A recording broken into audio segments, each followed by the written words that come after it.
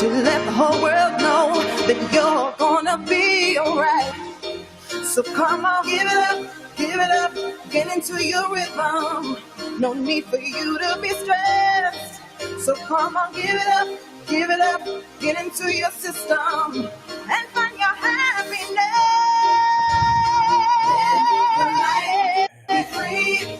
You know you can have it all. You know you can have it all. Live your life. Oh, yeah, yeah. Have it all. Baby. And find your happiness.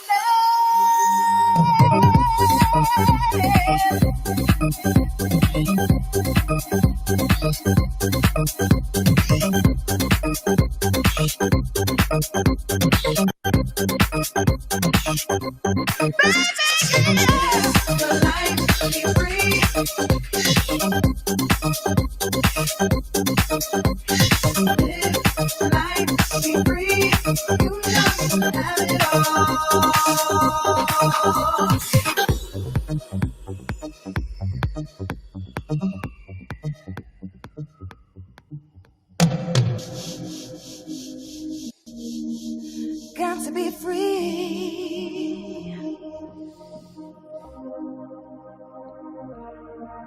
Gotta be free.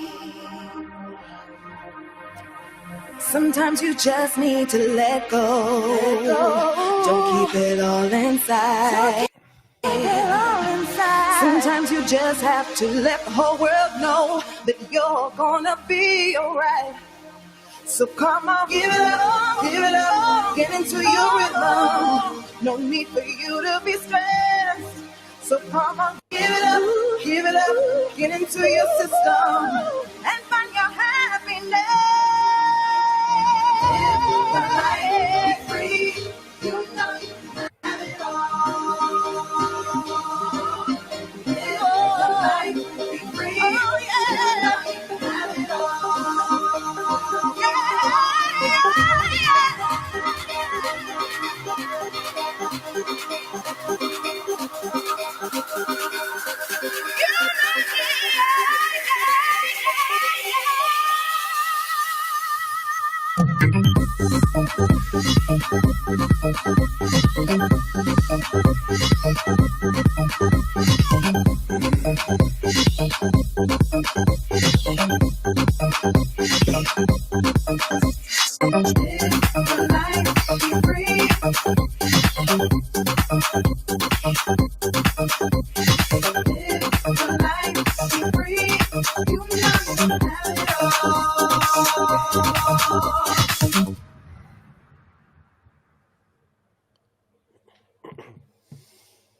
Hey, people out there. Welcome to the Three Tenors podcast. How are we going, Damien? Yeah, good, mate. Yourself? What's been happening? Not a great deal. Just been enjoying the sunshine down here in Melbourne. Ooh, you got some sunshine. Yeah, got me guns out tonight. Singlet weather. That's good, mate. That's it. Yeah, how about yourself? How you been? Heard you had a big night last night. On the trivia, probably, yeah. In Melbourne town, isn't it? Eh? Throw you straight under the bus, buddy. I'll hear about it a bit more of that later in the show. You don't want to tell me nothing about that now. No, definitely not. Leave that for later. Yeah, for sure. Tonight we've got a crazy show. We've got special guest Derek from Melbourne. He's a DJ, apparently so. Telemikus, he goes under the name of. We've got our usual. We've got actually two brand new segments. Could be two new segments, but one in work in progress. So we'll see what happens tonight. But we've got our tech talk with Dave DeGen. So really looking forward to that one. We've got discussions with Elon Musk with his Neurol Link. It's his brain chip that he puts in. So that's some interesting topics there. We've got our usual stream of the week and our tracks of the week, as well as Kay might do some tarot reading again in the after party. So please come on board for the after party and for that. Yeah, that'd be great. Listen, Bosse, I've actually got some news, some sad news, mate. What's that? Well, the Three Tenors is coming to a bit of a close, mate. Where it's coming to an end. The podcast, as we know it. It is. But that brings good news though, because we've got that brand new show coming up, which probably in a couple of weeks. Is it a couple of weeks? Yeah, in a couple of weeks. Yeah, it should be launching the MK and Bosse show. MK and Bosse show. And you know what? That's a good name. I like that, mate. It's a great name.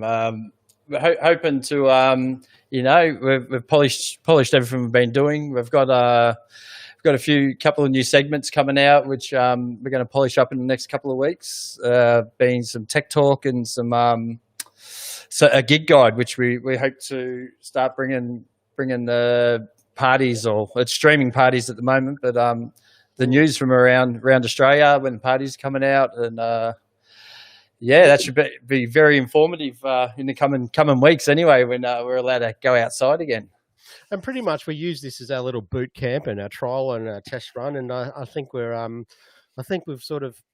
got it well enough that we've got it nailed now that we can just run with the platform and the MK and Bosse show. And we've got a team behind us as well, don't we? Some new cats on board. So. Yes, which makes it a lot more interesting and brings a lot of different dynamics to the show as well. Because very, what do you call them? Smart people. Oh God. Smart people, yeah. Smart people. Interesting. Smart, interesting, and extremely good looking, I think. So along with that, we are looking for people to get amongst our team as well, and some any new fresh ideas, bring us different skill set and dynamics, as Bosse said, to the table. And then we've got we're going to be releasing a record label in the coming months. Ooh, yeah, that sounds Damien's been hard at work about creating some magic up there in Queensland. Yes, that's where the gold comes from, mate. The Gold Coast, you know what I mean? Follow the rainbow, you reckon? Yeah. So we do a record label. We've got a live stream event that probably is coming up very soon as well. We're looking to do parties, labels, music, everything that's and the new podcast. So stay with us. Please subscribe and like to all our Facebook and our YouTubes and whatever else is social media out there. Stay tuned for all that. But so let's talk a bit about the intro we just played. Erick Morello. What news that was to wake up to this morning. My wife actually told me when I was getting up to go to work, she woke up and was like, "Oh, Erick Morello died last night, a couple of hours ago." I'm like, "What?" Like, man, what a guy he was. Derek, the rave encyclopedia that'll be on soon. He'll be able to tell us where he played at. I think he played at was it QBH or somewhere down there? He did So I'm pretty sure it was QBH. It was. I thought it was either Chapel Street or QBH, but I went and saw a show. Eric done I think it was a 5-hour set, and just straight 5 hours, and we're in the VIP up at the back, and he was wearing this feather, like it was fucking sticking that high up in the air, and all you could see was the crowd and this fucking feather raving around for 5 hours straight. He's just killing it. I'm like, wow. What a DJ. He was playing some really cool house tech back then. Like it was 100%. Crazy. Yeah, great. If anybody does, who are the people out there that don't know, Erick Morello is he's a South Florida DJ and music producer. Unfortunately, today it was, I think, on Tuesday. Well, in America, he died of at the age of 49 at his Miami Beach house. And as you saw on that intro, the guy had his own private jet. He was playing, So he broke out in 1993 with "I Like to Move It." I like to move it, and that went on to Madagascar like 5 years ago, or whatever. Just massive hit. So that was his breakout track, and I hear it's in the middle of the investigation at the moment. The pre-stages, and they don't know the cause of death. They reckon there's no foul play involved. So. Very interesting to see what happened there, but we'll follow that up in the coming months. Yeah, I think his life was going a bit pear-shaped towards the end. Got himself in a bit of trouble. Sexual assault or something? Yeah, so look, I don't like to target anything like that on people with, but yeah, it was looking that way. It had to do with a female he was DJing with, and it was back at his Miami Beach apartment after a gig they done. So that's girls, like, you never know. Girls, that's the answer. Girls. Maybe it's not the answer. Eric, fame, fortune, and not ladies. Just just fun. Yeah. So anyway, off that topic, I want to ask you a question. Like, so as a DJ, when would you think you've actually made it? Like, if you played at main stage at Tomorrowland, for instance, would that be enough for you? Would that be like, would you get off and go, there's nothing better than that? That's a great question. And I think it's up to each person's interpretation as well. So success can mean anything to a number of people. Well, listen, I'm a father, so that's, success is there. Success can mean a lot of things, but in gig wise, definitely, if I looked at Tomorrowland or Ultra Music Festival, I'd be like, yes, I made it if I did something like that. But there's no real such thing as making it, because we're all human beings and we've been born, or our DNA and our development process is just is to always, like, once sky's the limit. But once you get there, Kaos never thought he could be Master Kaos and tour and do all these things. I never even dreamed of that. You know what I mean? I exceeded those.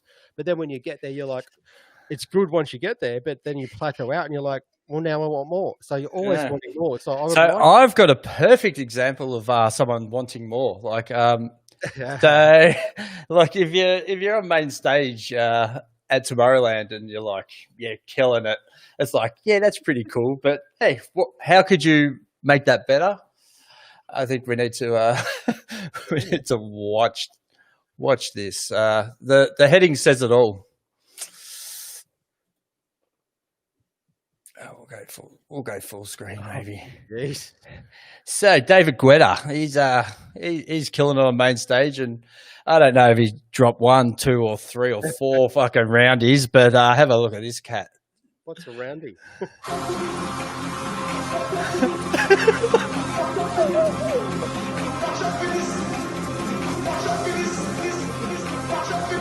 This guy's loving life.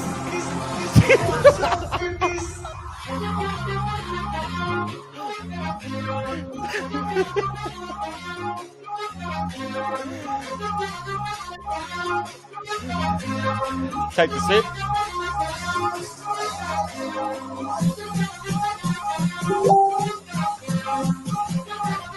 So I think this is like a couple of minutes just before it kicks in.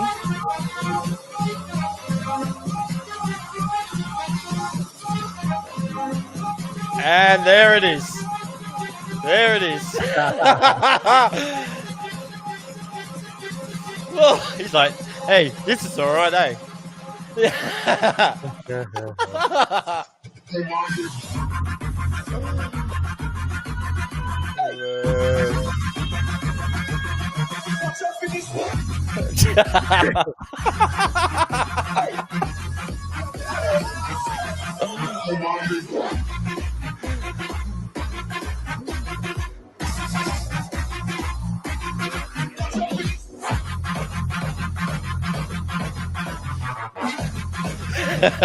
He's like, oh shit, I'm DJing. But I find that which brings us up to the next subject about Neurol Link, which basically did you ever see Total Recall back in the day? Yes, sir. Arnold Schwarzenegger. So they had I forget what the lab was called there, but their holidays back then, they'd go sit in the chair and they'd get memories implanted into their head. Yes. So they would lay there on the couch, they'd get an implant put in, so they go to Mars or whatever. They wake up and it's like they've just been on a holiday. Mm-hmm. So Elon Musk, he has got his own bunch of scientists doing this Neurol Link, which is pretty much down the same line as what Total Recall was all about, and that's implanting a microchip into the brain, which in return can be downloaded onto a database. So pretty much download your memory into a database, and that's sort of where it starts. But like, where can that lead? Like, if you can start downloading your memory, imagine starting to upload your memory onto your own brain. Like, you reckon that would ever be possible? And that even goes as far as say, like, you know how to DJ, I don't know how to DJ, so I implant your memory into my brain. So then all of a sudden, I get all your well, that's not cool at all. How will I have my cutting edge thing I believe I have? No. But that's where it's all heading, though. Like this guy, I've got a clip there, but he's put these implants into 3 pigs, and he's put one in and taken one out, and then another one he's put one in and left it in there, and then he showed another pig with nothing. So these pigs are living happily, and they've got data. So it's actually downloading data from their brain into a computer. So technology, all I can say is bloody amazing. DJ wise, yes, car wise, I love my cars, and just hypercars and electric cars and just fast cars and just just technology, computers, everything's amazing. So I definitely believe it can happen. Number 2, it's Elon Musk. Of course, it can happen with the flamethrower guy. Boring company drilling. Oh, mate, how good is that? And plus he's bloody sent his car up into space and the rest of it. So the number of projects he's working on and how successful, like, I think he's shown that he has, that people have said that he won't do it before, and now he's from his experience and what he's done, he showed people. Like it showed a clip of his lab where they've just got the machine that puts the microchips in and how small they are and all this sort of stuff.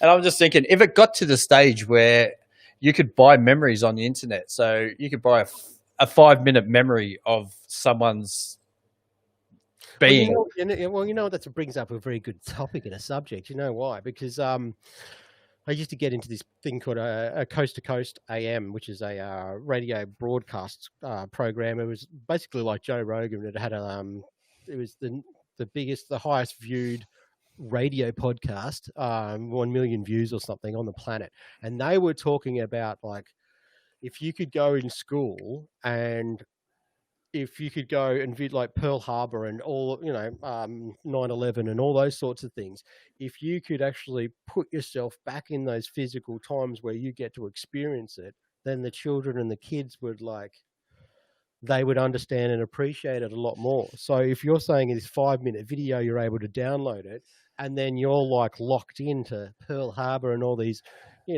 catastrophic events, I think it'd be pretty sort of life-changing. So if you could download 5-minute memory of anyone, who would it be? At what certain time? Like, I already know mine would be David Guetta when that pill kicked in fucking in front of 100,000 people at Tomorrowland. Mate, that would go for 100 grand for 5 minutes for sure. Can't be jumping on it. Oh, that's hilarious. Listen, apparently it's only takes an hour for this surgery. Listen, he's going to do it. I think he's trying to beat the whole AI thing before the robots come out, because the robots will simply take over us. And the technology wise, they're training them to have a consciousness, which they will have one day. And Elon Musk is trying to keep humans sort of up to some sort of scale with the robots. So instead of the robots taking over and they're the computer brains, if we can put the robots or the computer brain inside us, then we can download Google. We can basically, like the Matrix, we can get a helicopter program and away we go. So there was an episode on Black Mirror. Isn't that a bloody what do you call it, TV series? I think it was season 3, episode 4 or something like that. Can't remember what it's called, but it's about 2 lesbians. They meet at a club or whatever, and then one of they don't actually hook up or anything, but then one of them dies, and then they actually have a relationship after she dies. So, and that's it's all the same sort of theory. They put her brain in some bloody glass or whatever, and they upload her brain into a database. And then the girl that's alive has a relationship with her in bloody La La Land, and it's just fucked up. It's fucked up shit. And but it's also real sort of stuff, isn't it? It's like, that's the thing. It's fucking crazy. This could be a concept that happens, and it's with this technology, guys. Like, so Elon Musk's his whole idea for this is to solve important brain and spine problems. So quadriplegics, paraplegics, any sort of nerve damage and all that sort of stuff. You just put this bloody 23 mil sort of chip in your brain, and it sends all your neurons and stimulates, does whatever it does, and basically you'll be able to walk again. I was speaking to Jacko about this, and the gangster, shout out to you, mate, and he's like, no, I don't believe it. I'm like, Elon's for real, mate. And so now, Bosse, you brought up the topic, and he's already developed the chip, but in a simple form, and he's already put it into what do you call it? He's put it into pigs, and he's already trialing it. So, yeah, I've got a clip on there, but I think we've already talked about this. Maybe in the after party, I might show that clip if the subject comes up again. Mm-hmm. Hey, Bosse, I've got some thing on the. If I'm looking at the live stream, we've got some captions going on there, mate. Yeah. It's like it's subtitles or something. Where's that? If you look on Facebook and stuff, it's maybe I've turned captions on. I don't know. Not sure. That's okay, mate. So where did you want to go with the brain chip, mate? Where were you going from there? Did you have some funny stuff with that or what? Or no, well, I was pretty much watching bloody Dave Guetta up on stage. Yeah, I was just thinking, like, he was sitting back. Like, it'd be one thing playing for 100,000 people, but then looking at his face, the way he's just sitting there, his hands are just like docile on the fucking decks. He's just like fucking just soaking it up. Thanks, Kelly. She said there's no captions here. Yeah, everything's working fine on my phone and stuff. So maybe it's YouTube that I've got going then, but that's all good and fine. Thank you. Yeah. Shout out to a couple of people. Tasha, thank you very much. Much love to you. Who else you got on there, boss? No, I've got to go back into it. Thanks, guys, and Joe Mitchell and Kay and all the guys watching the show at the moment. I've got Tiggs saying that's fucking hilarious. I reckon Tiggs wouldn't mind that 5 minutes brain trip either. Yeah, right. I got Dave saying, so sad to hear Erick Morello has passed away only at 49. What a great DJ he was. I remember seeing him play in Ibiza. Oh, lucky you, Dave. God. Yeah. If you made it to Ibiza, bloody hell, you made it. You made it. Listen, I've got some shout out to you, Tiggs, for this one. This I got from you tonight, mate. So I got some news with some police have spent overseas in Welsh, a little Welsh village. They've spent a weekend breaking up some illegal rave parties around the country. Oh, they were giving away $10,000 or pound, I should say, fines to the organisers of the events. And they had about 3,000 ravers that were going sick. So I'm just going to share this, Bosse. And I think the ravers were getting little fines too, weren't they? Make that big, mate. They came from across the UK to party illegally.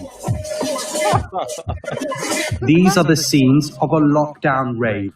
3,000 people descending on a village in South Wales, causing widespread disruption. The party started in the early hours of Sunday and carried on throughout the bank holiday weekend. Cool music. The loud music and swarms of cars have left the locals furious. 50, if not more, was going up and down the street. Vans, big, you know the ones you put the horses in the back? Then, of course they couldn't go up the top, they were turning around the back down. Up, down, up, down. If the shoe fits. Oh, the shoe fits. It's turned into what is now a significant police operation. Arrests have been made and the party has ended. South Wales Police branded it as totally unacceptable and are looking at all pieces of legislation. In a statement, the Police Federation, which represents officers in England and Wales, said, "These are already existing officers which are being pulled away from other duties to manage those ignorant enough to ignore the guidance designed to keep them and others safe." Many officers dispersing large gatherings are often subject to abuse and violence from the selfish individuals who choose to attend these, and this is completely unacceptable. We are not society's punching bags. But it isn't just in Wales where predominantly young people are raving and breaking the rules. In Norfolk, police shut down an all-night unlicensed music event, which hosted more than 500 people. In Leeds and Essex, thousands of pounds worth of music equipment was seized by police, which they believe was set to be used for illegal parties. It was just on Friday the government introduced new measures to clamp down on such illegal gatherings. Now, organisers can receive a fine of up to £10,000. Those who attend and those who don't wear face coverings where it's mandatory could be given a £100 fine. The Home Secretary lashed out at the organisers of these parties, reminding them they are not above the law. The COVID-19 pandemic may have frustrated many with festivals wiped out and numerous summer events across the country cancelled, but it's illegal parties like these that are the perfect scenario for the spread of this infectious disease. Yeah, so there you go. So that's yeah. So and there's a big rally / protest in Melbourne on Saturday, apparently. Oh, really? Which isn't good news. Were they carrying around DJ equipment that was probably just going to use for their house, or they reckon as well? Shout out for you if it was you out there in Melbourne carrying. Wow, God, that's crazy. Oh God. So what have we got now? We've got a stream of the week, or yeah, mate, I've got something here. It's bloody juicy. It's someone that I've followed for a long time, many years, and she's a bit like a turntablist where she doesn't use any headphones. She's all over it. She usually has her 4 decks and Pioneer Get Up and all the rest of it. But now she's using a bit of technology just before our Tech Talk podcast with Dave Zgen. So she's using 4 iPads. So 4 iPads. Check this baby out and tell me what you think. And anybody else in the show notes as well, like DJs out there, like yay or nay?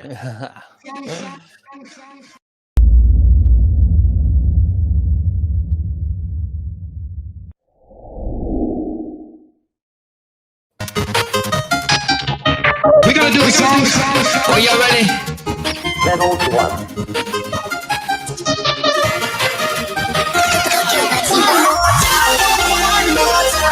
Are y'all ready? Level 2. Are y'all ready? One more time. Get up. We want you to get on your feet. Stay up, stand up.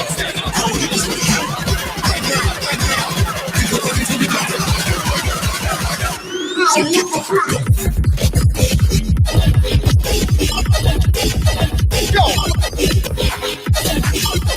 Level 2. Go.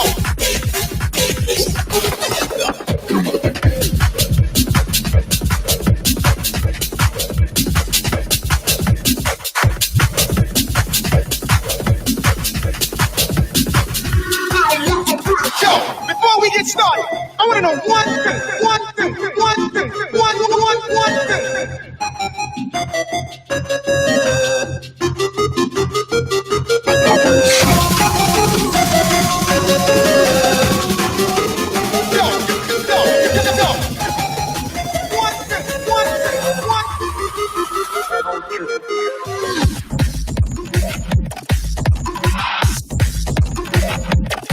Give it to me, ladies.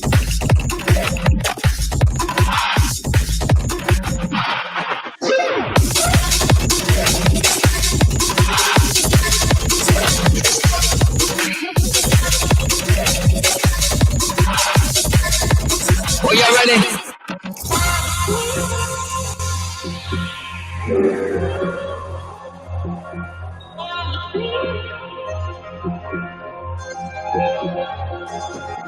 She's obviously changing effects there. I'm in the corner with the fire screaming low. Grab sword back with looking like Pablo.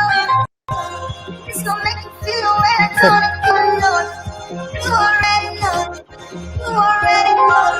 I'm in the corner with the money on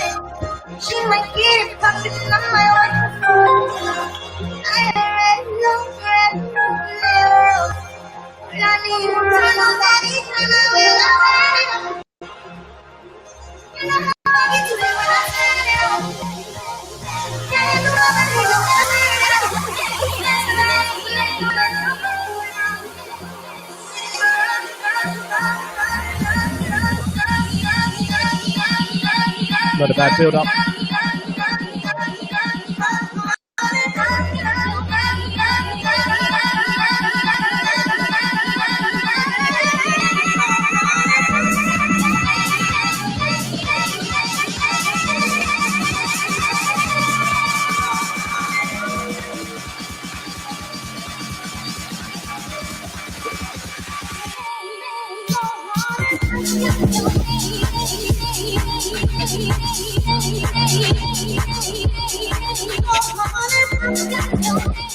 Oh yeah, Bossy, what do you think of that, mate?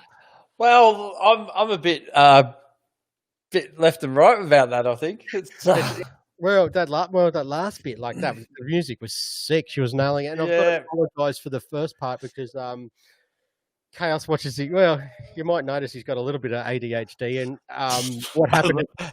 A little bit. What happened at the start of that video, guys? Funny story is you would have noticed me change it, and it slowed down because I watch videos at 1.25 speed, so I can retain the information better and faster. So, it's a bit like my brain whenever I talk to him. I need to like fast forward like up to 25% or something just so I can understand what he's saying. And then I realised that the music was playing like that. I was like, hang on, I got to put this back on normal. I think I was obviously watching a tutorial not long ago. So, yeah, sorry about that. Look, she, her compared to, can you remember Paris Hilton? Who's that? She's a terrible DJ. She's a good model, but a terrible DJ. Terrible DJ? Right? Only doing it for her looks, right? But if any of you look like that, and any girls out that want to DJ and stuff, you hit Bossy and I up, and yeah, we'll. I got a little clip of her anyway. Just you make what you will of it. I'll make that big bait. Let's check that out. Okay. So this is why she stopped DJing.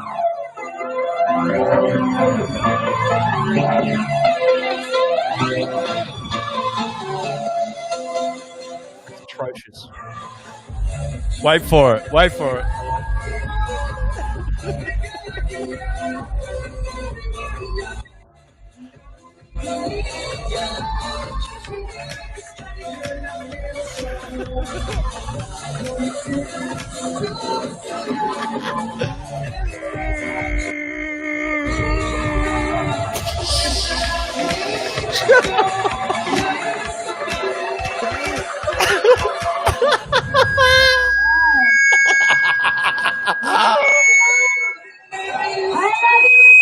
Oh my god! All right, that's what I was saying. All she did was dance, and she was all about looks. So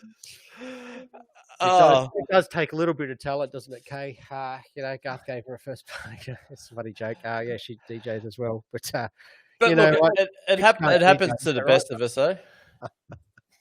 That's the after party. Can chicks DJ or not? So do you want to see someone of a bit bigger caliber stuff it up?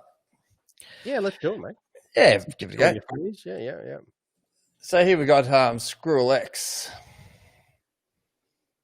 Ooh.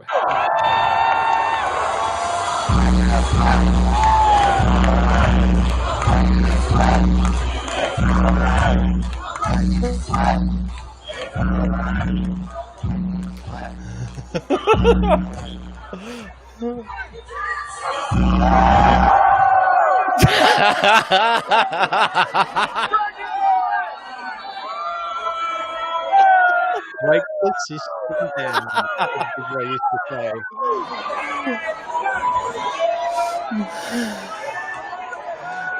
Laptop, not record players.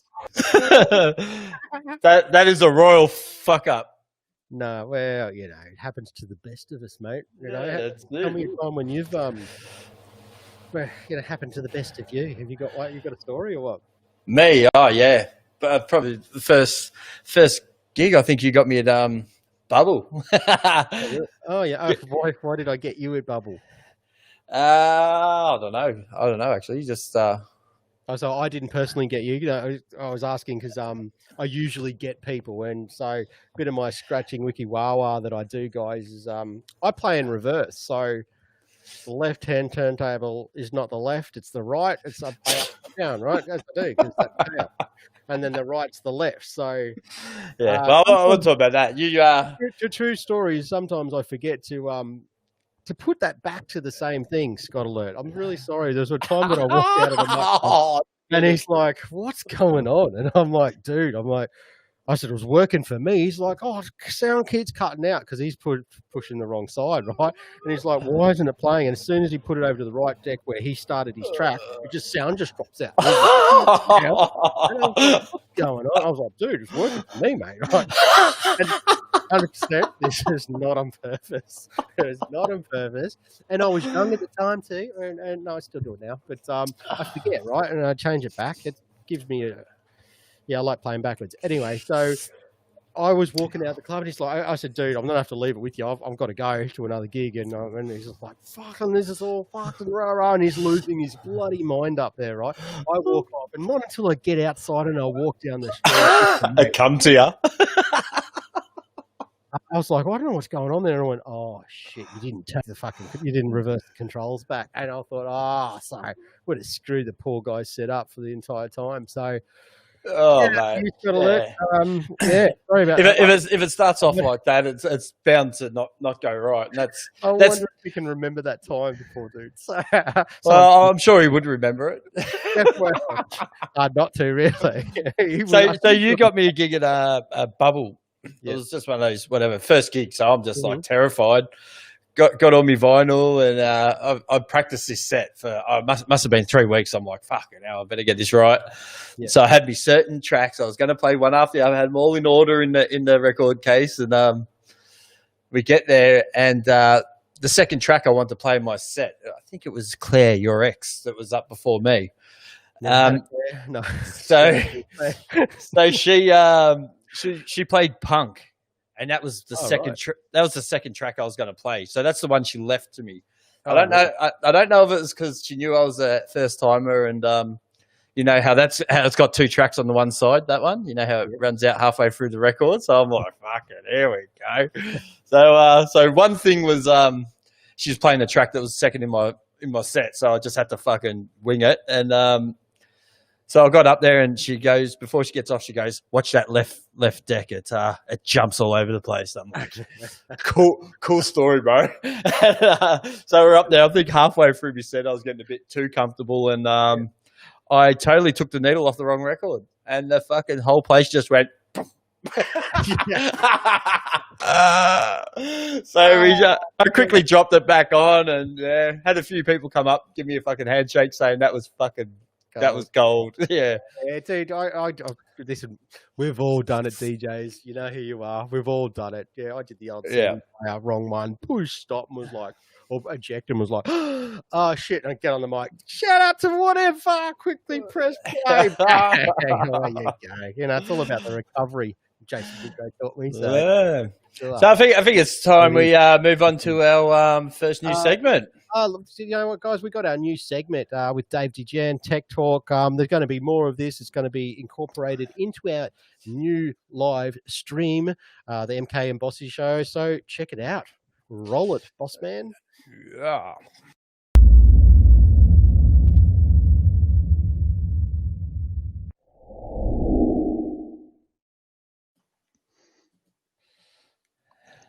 Where's the rest of it?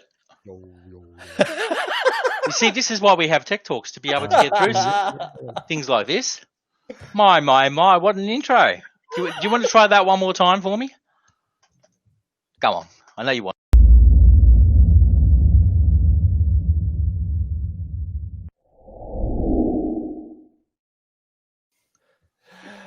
How we going? We good? That'll do. Welcome, guys. My opinion, you probably should have started with Britney. with Brittany. Oh yeah, definitely. You should have led with that. Yeah, definitely should have led with that because then it only goes up from there. Yeah, definitely.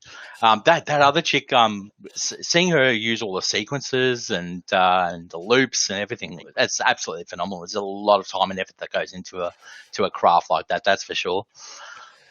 But definitely, you're talking about Juicy. Yeah, definitely, for sure. Yeah.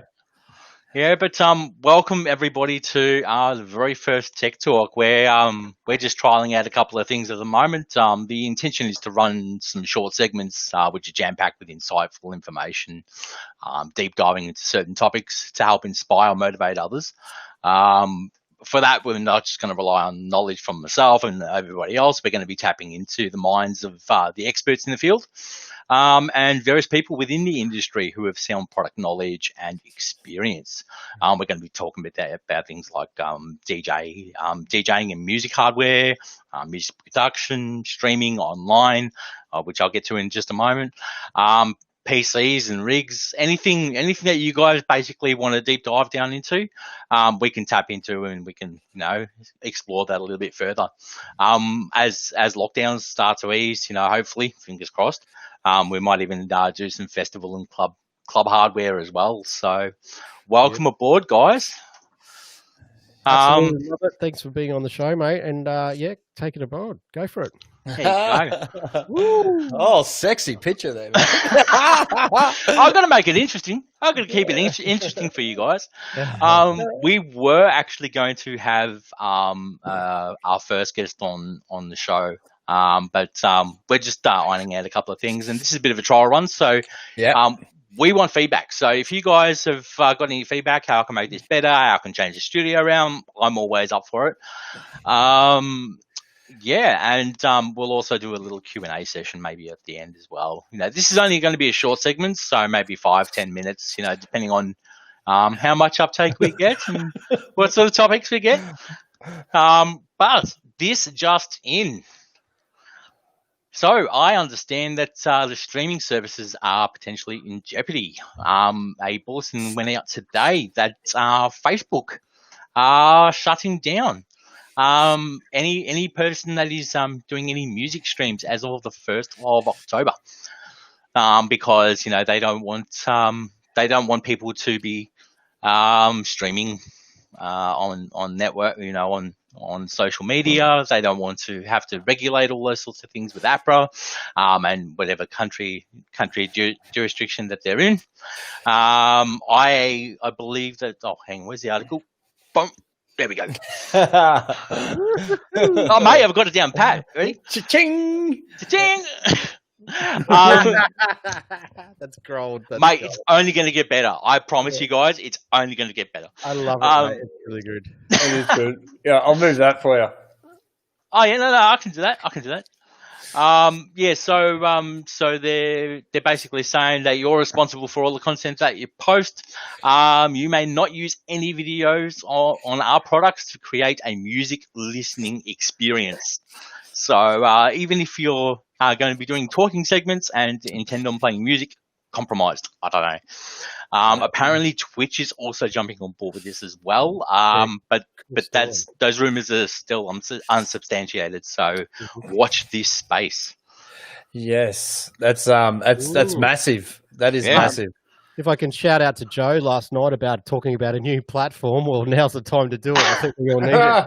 Yeah, build one. Yeah, someone build one. Let's do it. Yeah, cool. Yeah, but you're gonna have to get on board with all the regulators as well, because it's unfair for people to be, especially for the artists that go into all the time and effort to be able to create some great music that's out there, and not getting their royalties for it. So I kind of understand, where the platforms are coming from, because in their opinion, they're just a social media platform.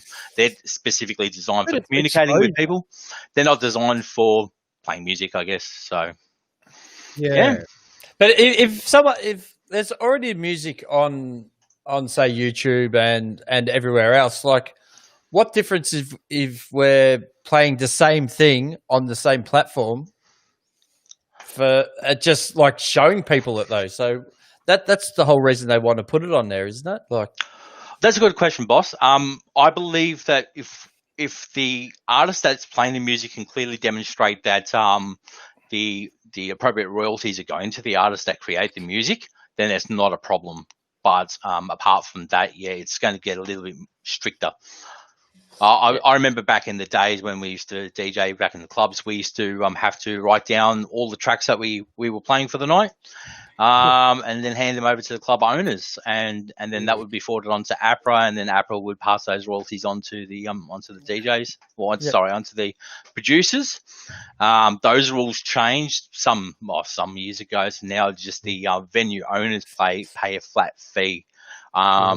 APRA does do that for the Australian regular tourists at the moment, but I don't know how that's going to change in the future. So like, what's that other platform? Mixcloud. So they've actually brought a license which allows people to play pretty much anything on their platform.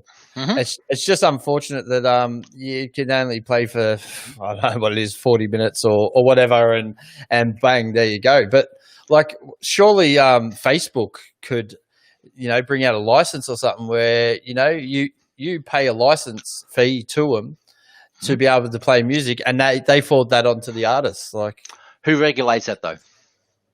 That's the question. Facebook. Facebook, as in Facebook America, Facebook Australia, because each country has their own, laws and restrictions. Yeah, well, maybe each country and jurisdiction needs to have their own license. Sounds like a new job for you, boss. Yeah. Dave, get on board. It was a pleasure to have you, mate. Trevor says, nice shirt, dude. Oh, thanks, man. Thank you. Yeah, I think it's very fitting. Love the setup there. It looks really good, and we look forward to so many more shows and interviews and stuff with you, more about your tech industry news. So thank you very much, bro, for having you on. A pleasure, guys. No worries. Yes, happy to be on board. Thank you, guys. Dave Digen, thank you very much, Dave Digen, a new part of the team and the crew of the MK and Bosse show. And next up, we have a special guest interview for this evening. His name is Derek. He goes by the DJ name Telemikus, and here he is now. Check it.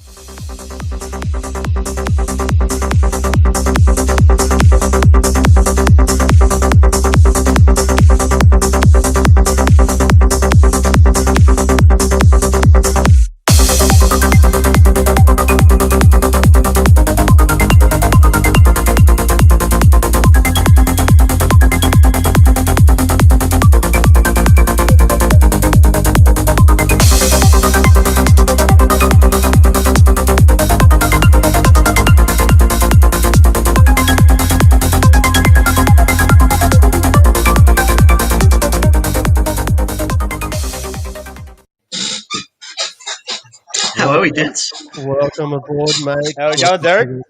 Well, mate, thank you very much for having me. Oh, thanks for coming on. Yeah, excellent, dude. You got some Larry plants and Larry photos in that, mate. Some obviously some good memories there. So, did you make your own pants? No, but I've had that question a number of times. Those pants are actually the old Strange Days. Strange Days. Shout out to you, Chris Homeboy. He made it. Yeah, mate. Classic wonky wear. Wonky wear. That's the name of it. That needs to be really up. You never got on. You never jumped on the fat pants. Back in the day? I was definitely not a fat pants man. No. You did all those sort of gigs. Yeah, but I never got the fat pants. You weren't cool enough. I was a soldier, man. I had my stripes. I stood at the back and I marched. I marched all night. So. Look, when the Happy Pants crew were all sitting there drinking water, I was still marching. The tortoise wins the fucking race. I'll tell you. Are you saying you're a muzzer? Is that what you're saying? No, definitely not a muzzer. I was my own thing. That's big. Listen, Telemikus, it's bloody awesome to have you on the show, and thank you. Let's start with your name first. Where's that come from? Yeah, the confusion's always there. How to pronounce the name? People have called it various things. It's actually just Telemikus. And where it actually comes from, there used to be a manga series called Ulysses 2031, which was like a futuristic kind of take on the old Greek mythology. Okay. Yep. And Telemikus was Ulysses' son. And it actually means in Greek, lone fighter. So you're a Greek god, pretty much. Well, not really, but, you know, Yeah. I kind of like the term, like, lone fighter sounds kind of cool because, you know, like, as a DJ, you're sort of by yourself. You're kind of, you know, one-man stand sort of thing. So I thought it was a good little name. And Telemikus kind of sounded ravey as well, so...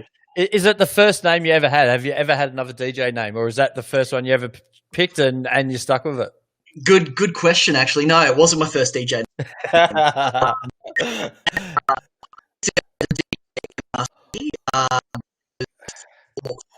Rock and child.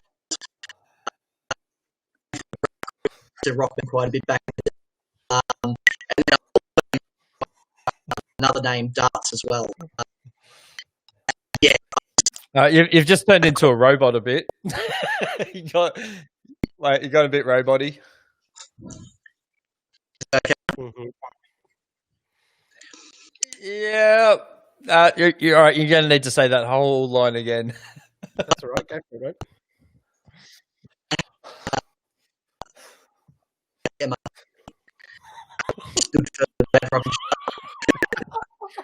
We'll have to.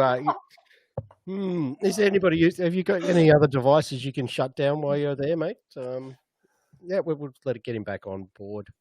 But that's cool story. So, Telemikus and I, we both toured interstate-wise, and he played up here in Brisbane with myself. He played on a number of different stages, as well as Adelaide, ran his own events and parties. One of the special ones was DJ Thief. DJ Thief I grew up with, and when I was raving at bloody 17, excuse me, he was just a wicked DJ, and his cuts and stuff that he did playing hardcore music. He was phenomenal. So Angus was one of my first ones with the scratching, and Thief was he was huge. So Derek got to work with him and do some parties and stuff. I think it was in Adelaide with him. So we'll speak to him about that a bit. Hey. You're looking a bit better. Yeah. Strange. Travis says no bloody network. Yeah, it probably was, but I've got the modem right next to me, and that was all green. So I'm just like, what's going on? Yeah, it's Travis. Travis is from Crankin, right? He did the Crankin days, and Travis works in NBN at the moment. So nobody. No brains needed. No brains needed, and no bloody network. Facebook users say maybe tech talk on sound connection. Oh, there you go. Yeah, no, that makes sense. That is Dave. That's actually Dave DeGen. Maybe it's a talk on sound connection. Derek, I was just talking about DJ Thief. He was one of my little sort of mentors up here, along with DJ Angus. And I remember those. I said to the guys that both you and I have done some, toured interstate, and DJ Thief was one of the cats, and you did some work with him in Adelaide for events. Is that right?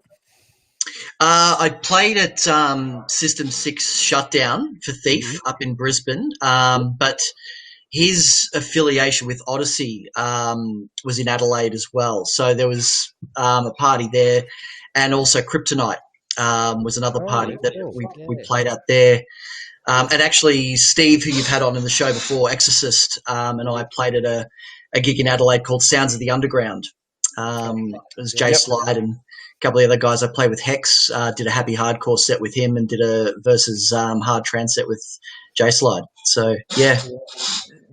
Beautiful, mate. So you've told us about your name. Listen, you're also very well known on the Rave Trivia forums, mate, and the game show that's on Smile Police at the moment on Tuesday at 8:30. Listen, have you ever lost the trivia?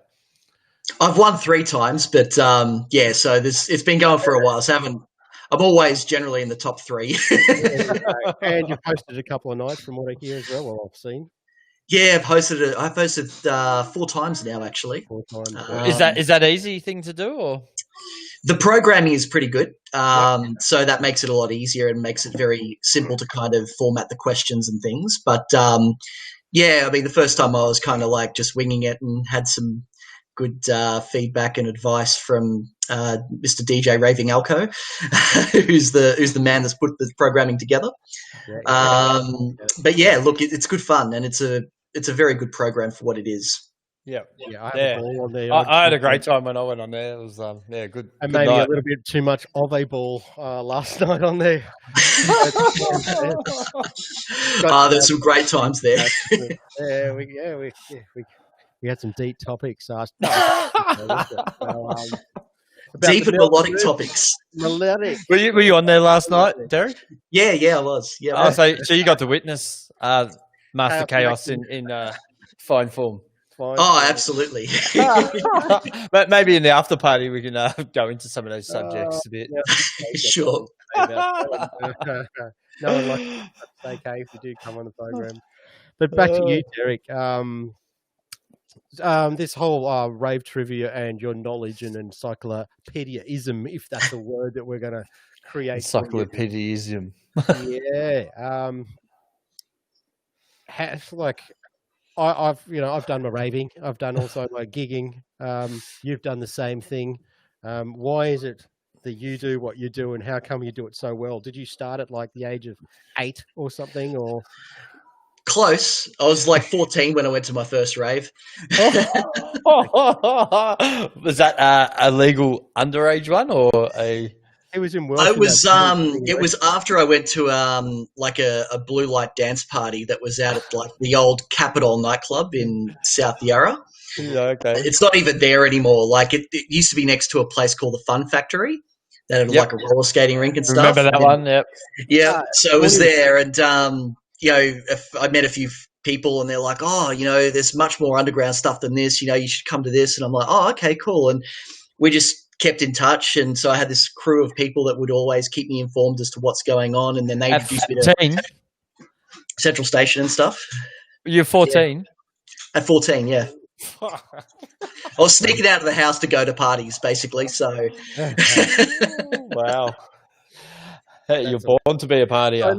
Your trivia, or your rave history and the music and the hardware and Bush records and stuff from the early 90s. Like, probably, how far would you say you go? But I sort of started in 96 raving and stuff. So, and that's just my infancy stage days, you know what I mean? And so the 1995 parties that were streaming, if I could say streaming, that were recorded on cassette tape because there was no CD players, there was no internet. It was just VHS, I think it was. It was just coming over. Well, you would just get the music of these insane parties and whistle crews and stuff that's going on over the other side of the world. Like, would you say your knowledge dates back to maybe even the 1990s plus? Or yeah, well, 1992 was the first time I started going to parties in February of 92, and I started going from there. I remember. Pardon? What was that party? Can I ask? In 1992, February. I think it's. I thought it was Every Picture Tells a Story #3, but that apparently was later on. So I'm still trying to find out what it actually was. And it was kind of one of those things. Like back then, you didn't care. It was like, oh, there's this party. Be here at this time, this place. And you'd sort of, I'd even get my Melways out and find out where it is and, try and sort of get there and mission it and all that sort of stuff. Because even when I went in there in 1998, 99 and 2000, I was doing him a little mini minor. I was getting the Melways out. The Melways. Yep. Melways. I was like, what the fuck's the Melways? I'm like, oh, you mean the Refidex? They go, the Refidex? I'm like, yeah, the Refidex. But they had all those numbers you used to have to ring for those parties and stuff, didn't they, back then? Yeah. There was a few of those that I went to as well. You'd ring the old 0055 or 1900 numbers and stuff at a certain time.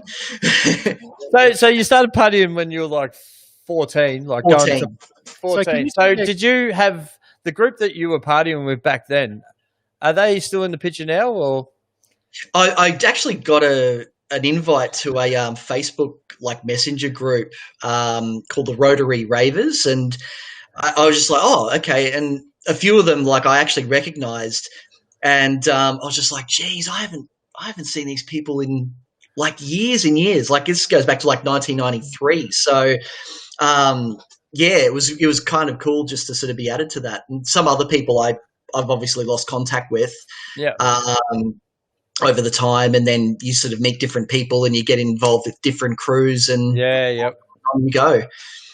Yeah, oh god. Interesting. I've got Steve Temple on the line. He's saying, "What a happy pants," and he's saying, "Bring back Base Station." Yeah, happy pants. Come on, mate. We all know what they were. That was the well, I did until I moved to Melbourne. That was the iconic. Like, if you were a raver, like everybody. Oh yeah, they were everywhere. You know, It was a cultural thing, wasn't it? It was huge. 6 o'clock Saturday morning in the city. There was no one except for colourful ravers just walking around, just scattering everywhere. Yeah. I remember after Bass, Big Bass, it was once every 3 months or whatever it was. Mate, it was like, they're getting up to close to 3,000 people, weren't they, at the Palace for Big Bass? And Crown Casino or whatever after Big Bass was just like transformed into bloody circus. That was great. Mate.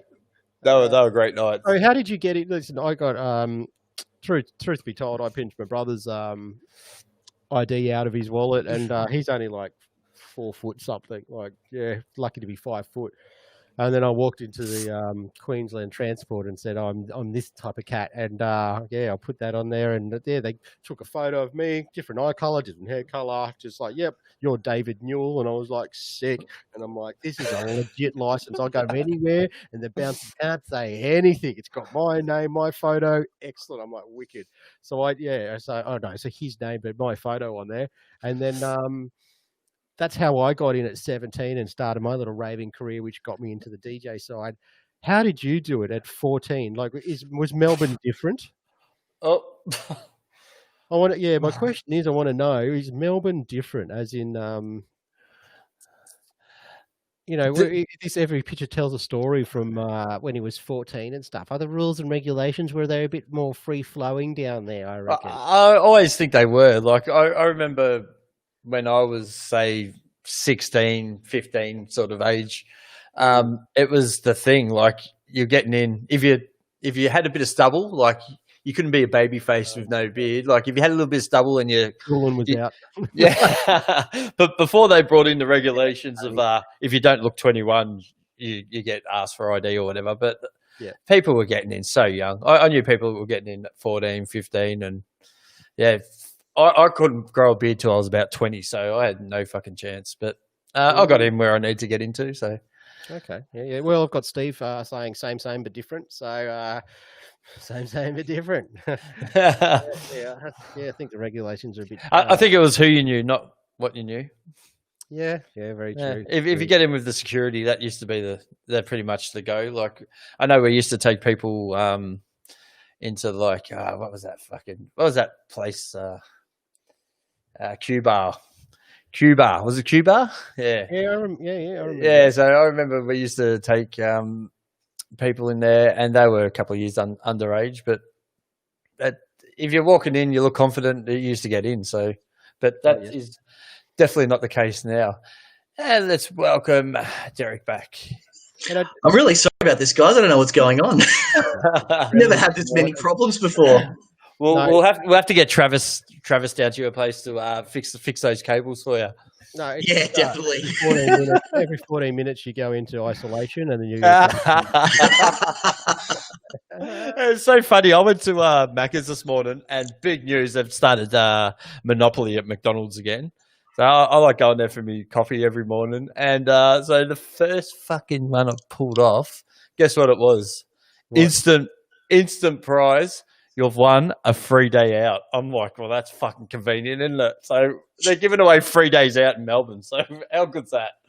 I'm like, you've won a free day out. I should have brought the tag in. What the fuck is a free day out? That's great.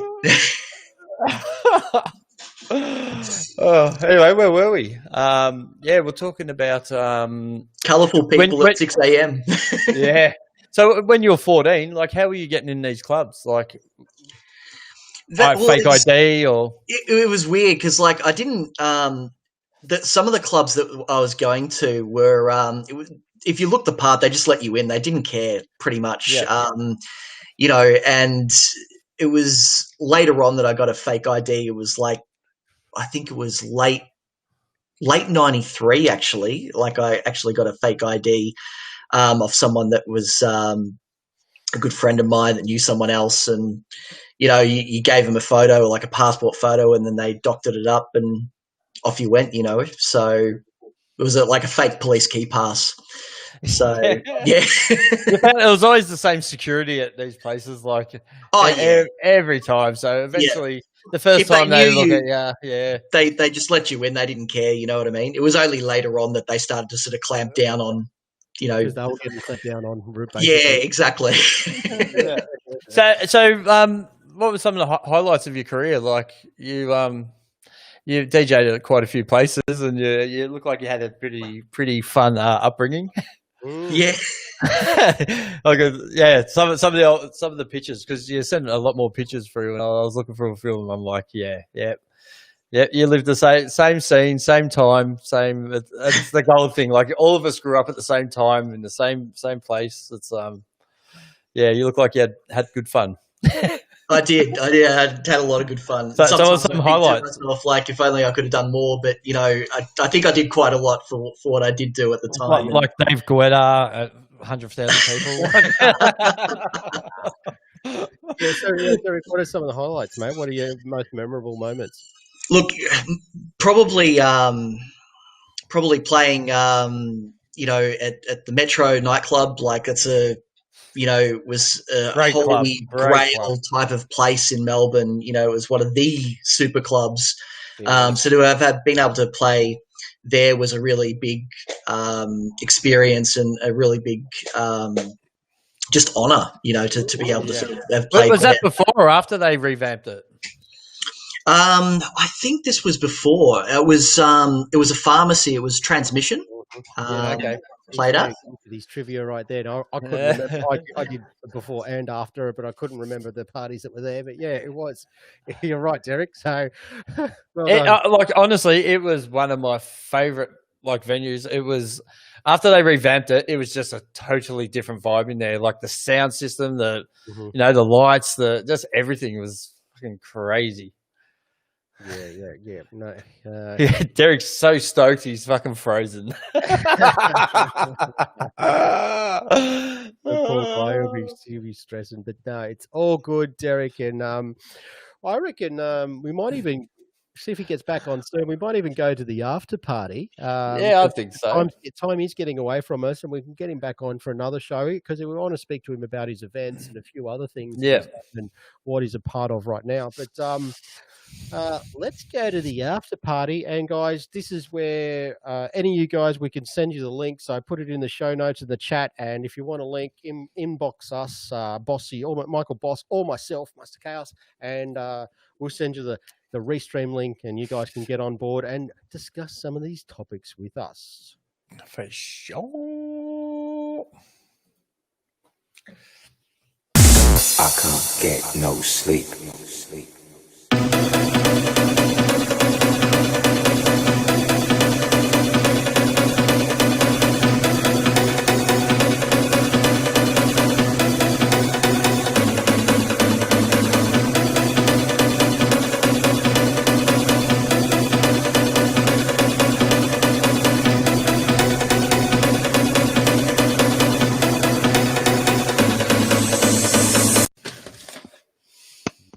Sup? Oh, he's back. Kick on.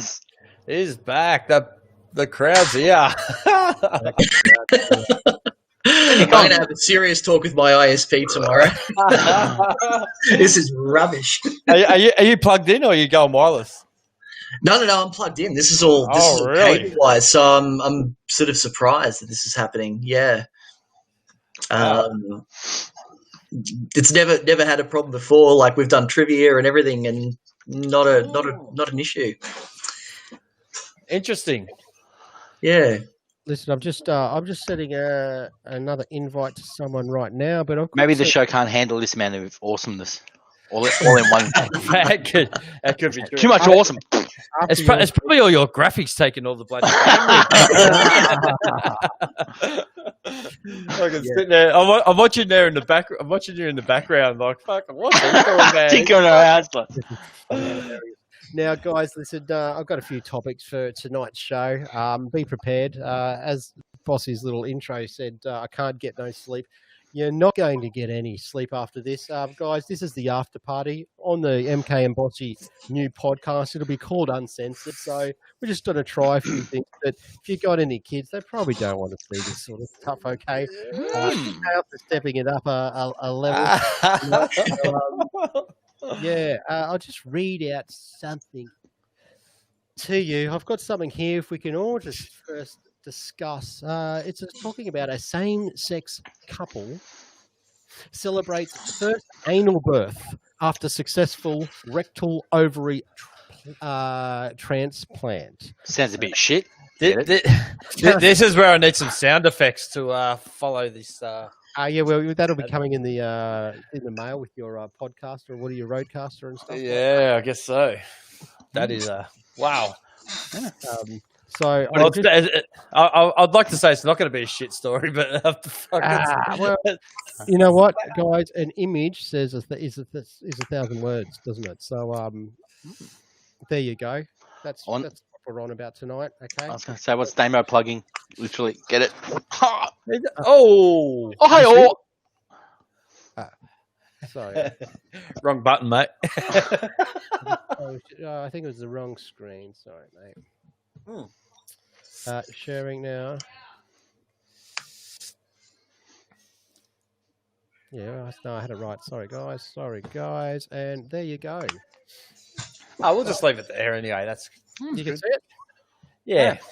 Yeah. So listen, basically, put that one on the shelf. A Los Angeles same-sex couple has successfully given birth anally to a healthy 8.2 pound baby for the first time in history. Okay? Well, we can see who gave birth to it.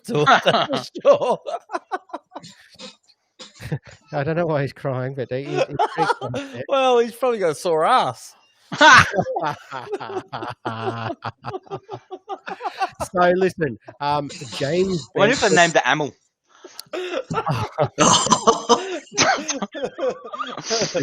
Shocking. Anomaly. Too soon? Okay, so how did this work? How did this work, David? Like what? So what happened was that this guy James Bent, 37. He only 37. He did this right. James bent over. Received donated ovaries from his sister. Okay, who was 32, which were later successfully transplanted in his rectum, and which enabled the anal birth to occur. Right, the doctors are pretty excited about the medical procedure. It's like, oh yeah, we've nailed it now. Literally, I thought it was a white dove.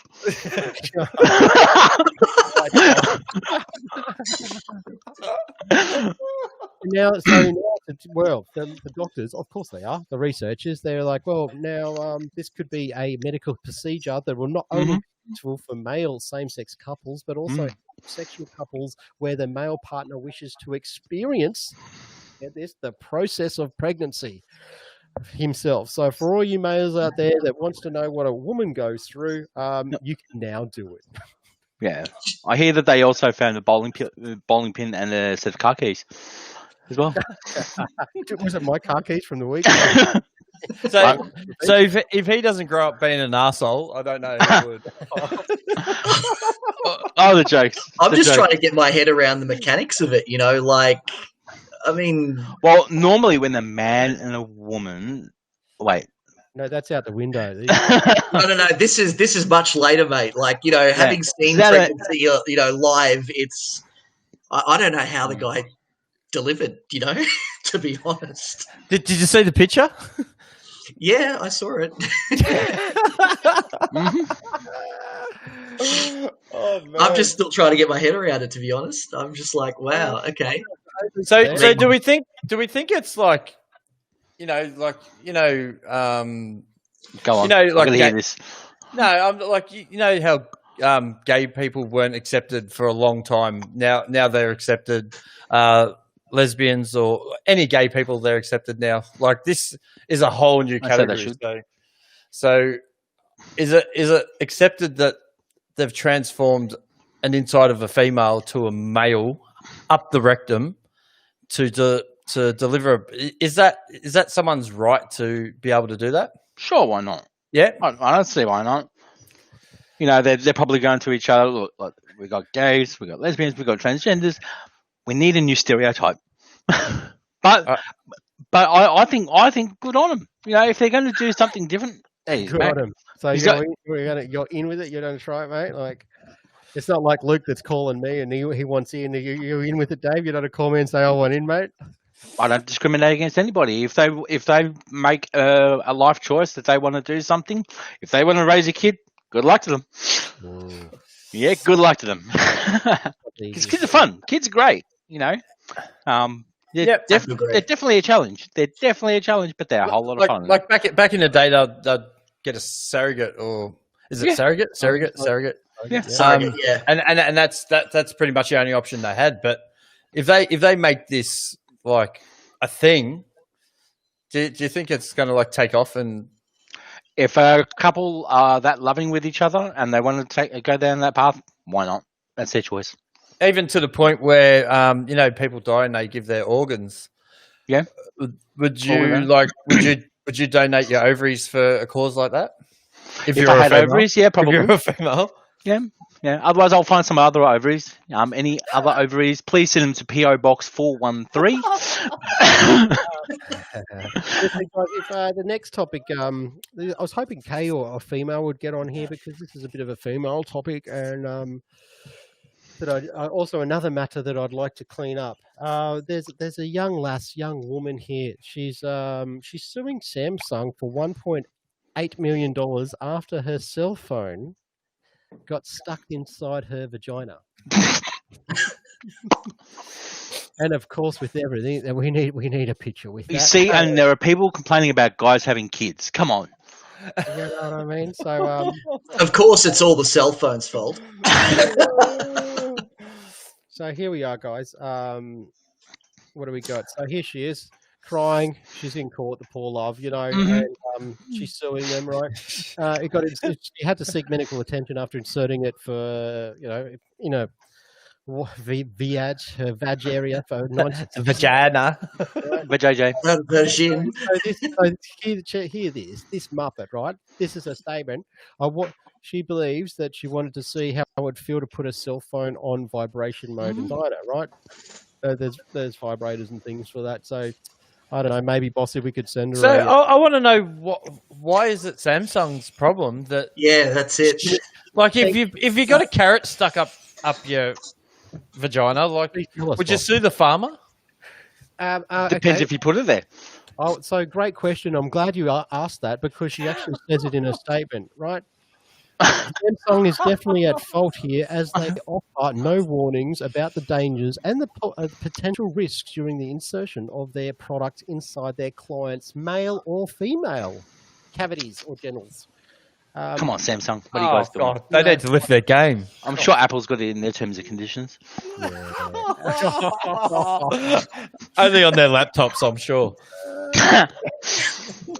So there you go. That's that was different. And welcome, Kellie. Hey, Kellie. Hello. Good to see you, Cal. What did you think about the insurance? I'm getting like double voice. Oh yeah, that's better. Thanks, Dave. Are you still? How's that? Is that better? You're getting double voice. Not being greedy or anything. Check 1 2 1 2. How's that? Not out. So, yeah. The after party. Can you hear us still? She'll come back on in a second. Okay, yeah, she'll work that out. A bit of complications, good. Yep. Yeah, we'll go on. But so if back to the phone up the vagina. Like, is it? Does everyone have to actually put that down on their terms and conditions of sale? That like you buy a DJ controller, do they have to put they're not liable for anyone that tries to stick that up in any holes that they find fit? Yeah, Paris Hilton.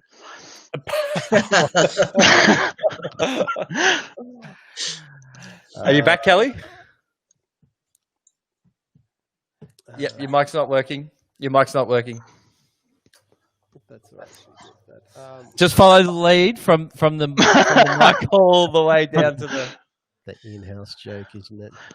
That is an in-house joke. I think I've got one more. It's pretty disturbing, right? Well, they're all pretty disturbing, aren't they? So, oh no, not at all. We talk about it all the time. I can't believe there's more. There's more with Chaos. You should have found that on the show last night. Where is Kay? Where's Kay? Oh, she's saying soon, so she'll get on there and sledge me about last night. I'm sure of it. Or say how wonderful I did. So that would be nice. I'm going to do another share screen. Stephen's saying he's heard you can sell one of your testicles for 35 grand. What? That's not bad. Well, that's not enough.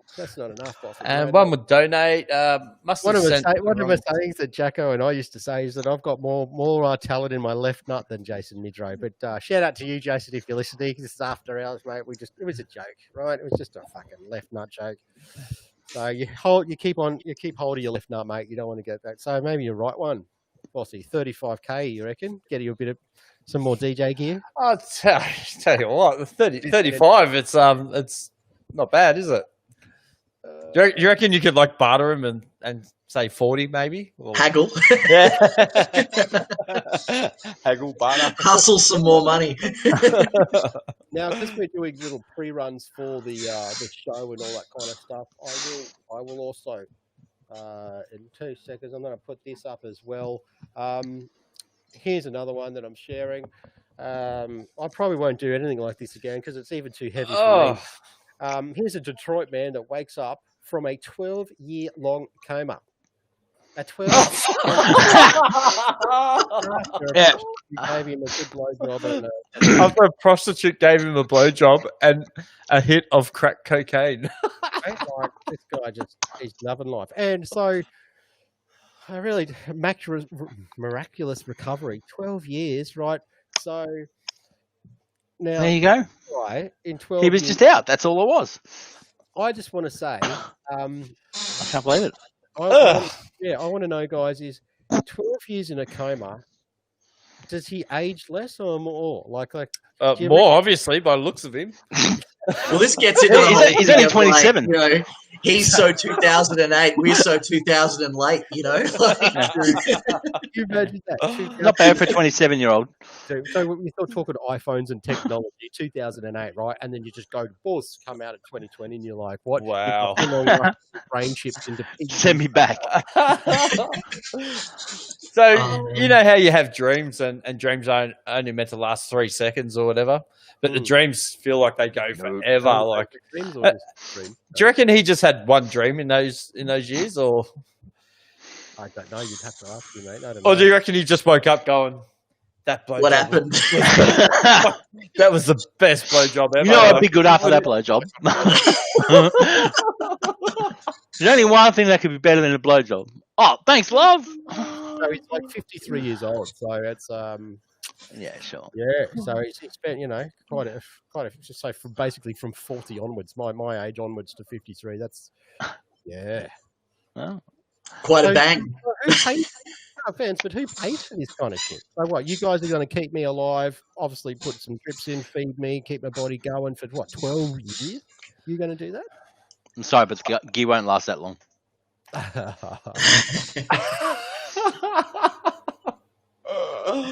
Look, if it was you, Damien, I'd probably drip feed you for a few. But I don't know about that many.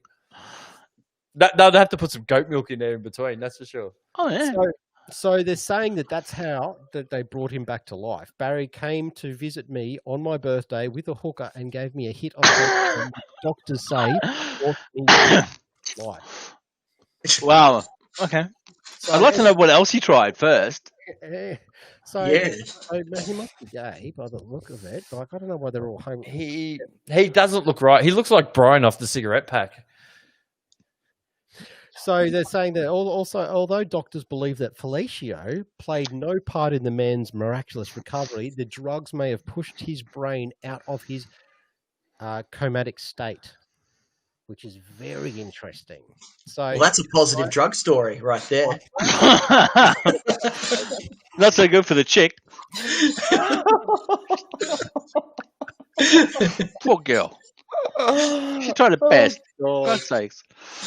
Yeah. So they're saying that the drugs have probably activated some latent part of his brain. So isn't that interesting? So It is. Okay. Yeah, no, they are. That is pretty interesting. It was I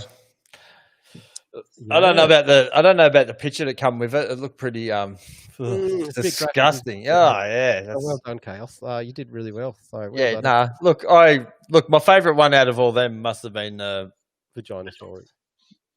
I like the first one. That was the guy's having kids. Good on him. Yeah. It's Maybe we it's got to get my head around it still a bit, but maybe we could do a live event, stream event, and we could do a bit of a fundraiser for men having children or experiencing what women go through. You know what I mean? Like, That'd be interesting, actually. Yeah, I think that's a good idea. I think that's a stupid idea, Derek. No, I mean, seriously. I mean, the fact that we've got technology today that enables something like that to happen is pretty extraordinary, that's right? amazing. You know? Yeah, I mean, look, I don't think everybody will jump on board, but for those that want to... We've already got man flu. Man flu? Yeah, we've already got man flu. That's worse than pregnancy, right?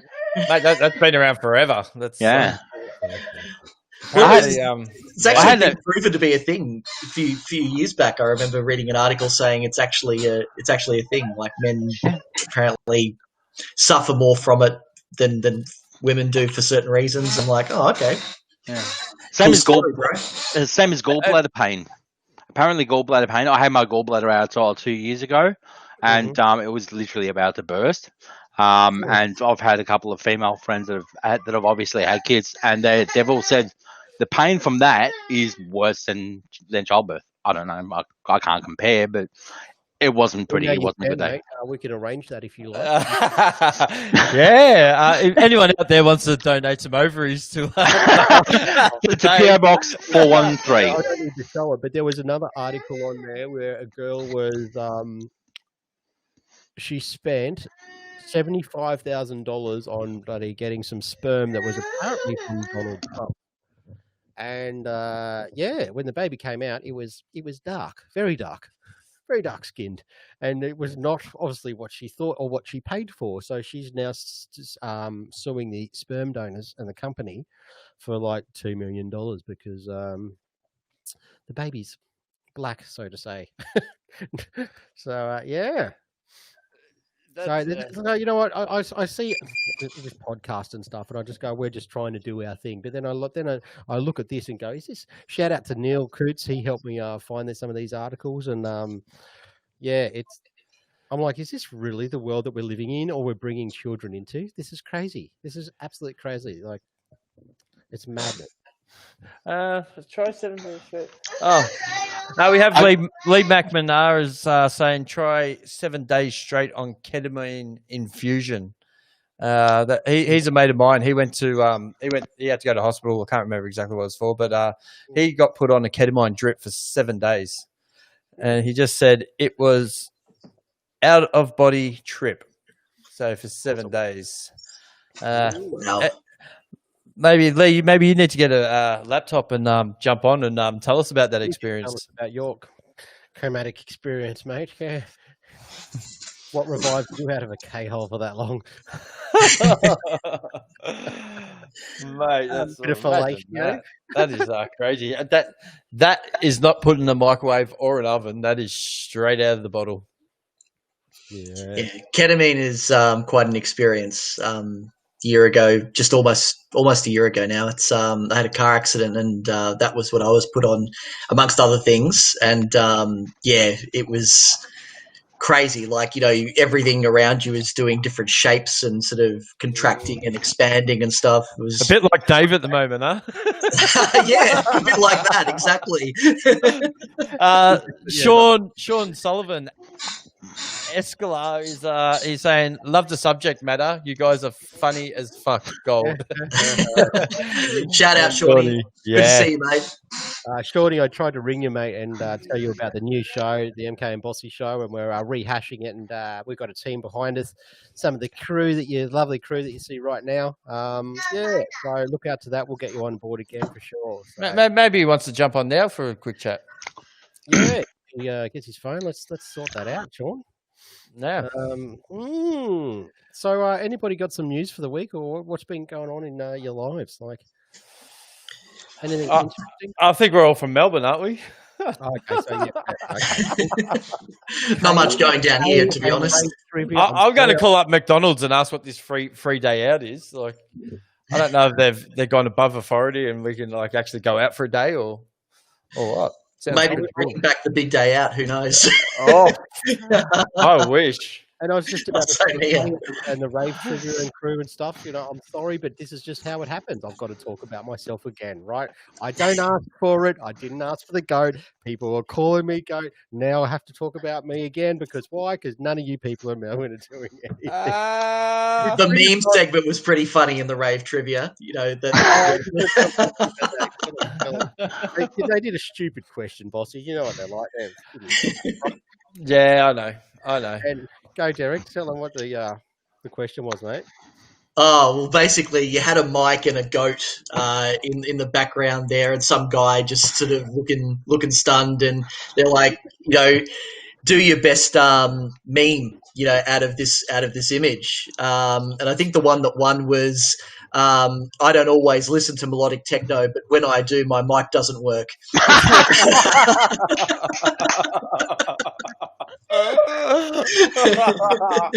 What was the answer? Who cares? Well, that one won. So it was like a bit of a psych out. So whoever came up with the best meme got the points, got the 100 points, and that was the one that won. Win. So we had a question out there earlier on from Steve Temple. When are you guys going to get a crew together and do an online rave, or is this already happening? Cool. That's a good question. Shall we start now? I'm going to have to turn the lights off. We've got some great visuals right now. That's definitely the pipeline. I'm talking with a couple of cats from Melbourne. Okay, here's our rave. Charlotte DeWitt coming to you next. We're talking, but Bosse and I are working that out now. We're discussing with a few people.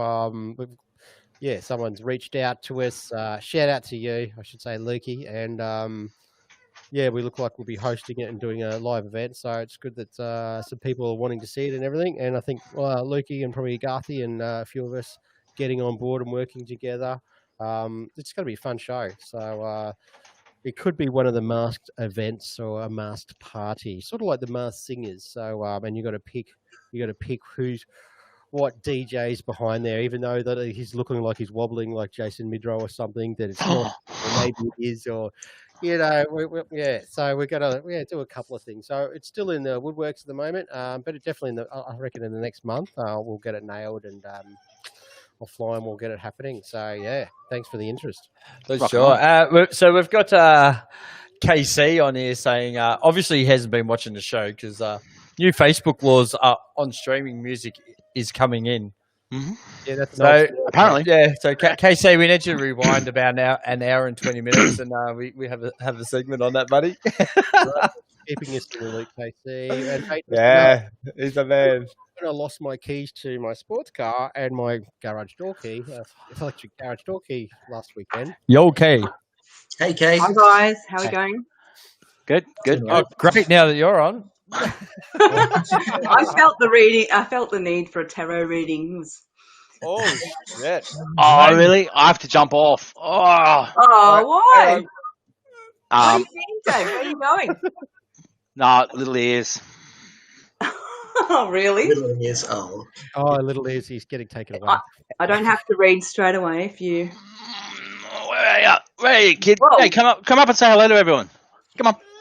No, I just want to go to bed, Dad. Read me up. So who were you having this feeling to read cards to? Don't know. Who am I going to pick tonight? Is it your night, Bossy, or Kelly? Every night's my night. We can't hear you, Kelly. Your mic's not working. She's just easing into it. She's doing good. Yeah, her sound's not working. I want to hear her voice. It was working before.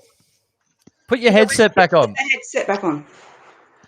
Now follow the cable from the earphone all the way to the computer. There's your problem.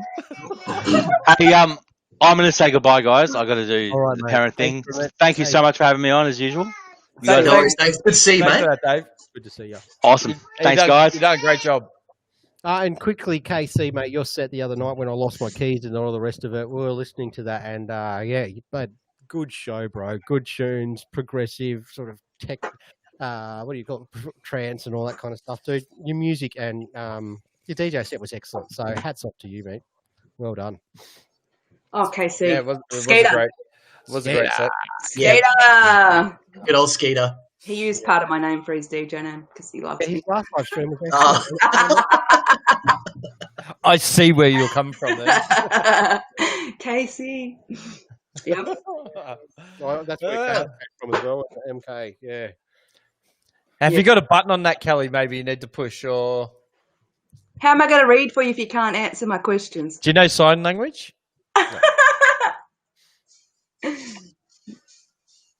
What's going on? Turn it off and on again. She's looking for better reception. You don't really need to. She could just sort of nod and agree, and you can just tell her what the. Oh, I need a bit more interaction. Maybe I'm reading for Bossy, or is it Derek? Oh, take your pick. I'll do it. Derek, do you want me to read for you? Yeah, sure. Well, you're the special guest. All right, Derek. I'm shuffling the cards. Think about what you need to know. Okay. And yeah, think about what you want to know, and when you're ready, tell me when to stop shuffling the cards. Oh, hang on, they're jumping out at me. That could be a message for you. Looks like the energy is there. There's a new opportunity for money coming for you. That's beautiful. Fantastic. Anyway, let me keep shuffling. All right, tell me when to stop. Okay. I reckon you've got another read after this. Winky will get his stuff together in a moment. Just like Let's go. Do you want the top or the bottom pile? Top. All right. Top's good. All right. Let's see what's in the cards for Derek. Ooh, romance. First card out. Oh, we know that.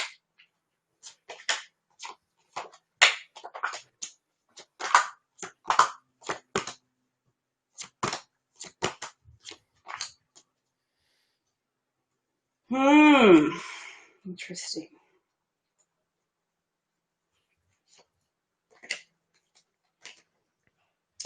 So, Derek, in the middle of your reading, you've got this Two of Cups card, which is all about romance. It can mean soulmate connection. I know you're in a relationship at the moment, so what that would suggest to me is that's a good relationship with you two coming together. You've also got the Hierophant in your personal space, and that can talk about spiritual connection, marriage as well, possibly marriage, seeking wise counsel. Let's have a look at your work area. So I do know Derek. I know a little bit that's going on with him at the moment. I don't think he's working at the moment, but looks to me like there's a struggle going on with you trying to get some work, but I see that you're going to be up here in your workplace. You've got this card here, which is all about learning. You're going to be learning. Is Derek around? Where's he gone? No, just keep going, Kay. He's there watching, but Bossy's got to let him in and at the moment, and Bossy's just gone for it. Should I wait? I should wait for him to come back. No, it's all right. he needs to hear his reading. No, he can hear it and he can see you, but he's just not. He sees he's in the waiting room looking at it. I look up and he's gone. Yeah. Oh, this is a bit awkward. Oh. Is he coming back? Hi, Bossy. Thanks, Is he mate. coming back? Welcome back. Can you let Oh, did he fall out again? I look up for you. You know, maybe I should be a card reader because I knew that was going to happen while you were getting your cards read. Oh, mate, I could see it. This would just be the perfect moment for the net to just drop out. Apparently, just found out that we've got some issues out our way as well. NBN, is it? Are you with NBN? Oh, on your night of fame. Oh, that's a no-brainer. His night of fame. It's all falling to pieces. Yeah. Anyway, I was glad. I was starting to think it was my end, but when you're the only one dropping out, I think we're good. Town's got some issues. So there's some bandwidth issues out here, and it's dropping out at certain times. You know what? It's 2020 where people have flown to the moon, and we've got men having babies out of their rectums, but we still can't get internet. Crazy world out there, isn't it? It is. So what I was saying about work, I don't believe you're working at the moment. I do know you, but anyway, what's coming up for you work-wise? It looks like there's going to be a bit of a struggle for you, but I'm seeing you've got this one up here in your workplace, which is all about there's something new that you're going to be learning to help you earn money, and that's like the apprenticeship card. So see, he's there and he's learning a new trade, or you could be doing an online course, anything. There's something new. There's something new that you're going to be learning that's going to earn you money. That's coming up in your future. What else have we got here? You've got quite a few knights. You've got in your house or home the Knight of Wands. So he's a fiery, passionate man, and he's usually, there's a message coming in for you, and you've got the Knight of Swords here as well, and his job, he usually just comes in and whatever's in your way, whatever's holding you back, he clears the path for you. So that's coming in. What else have you got? Looks like you're,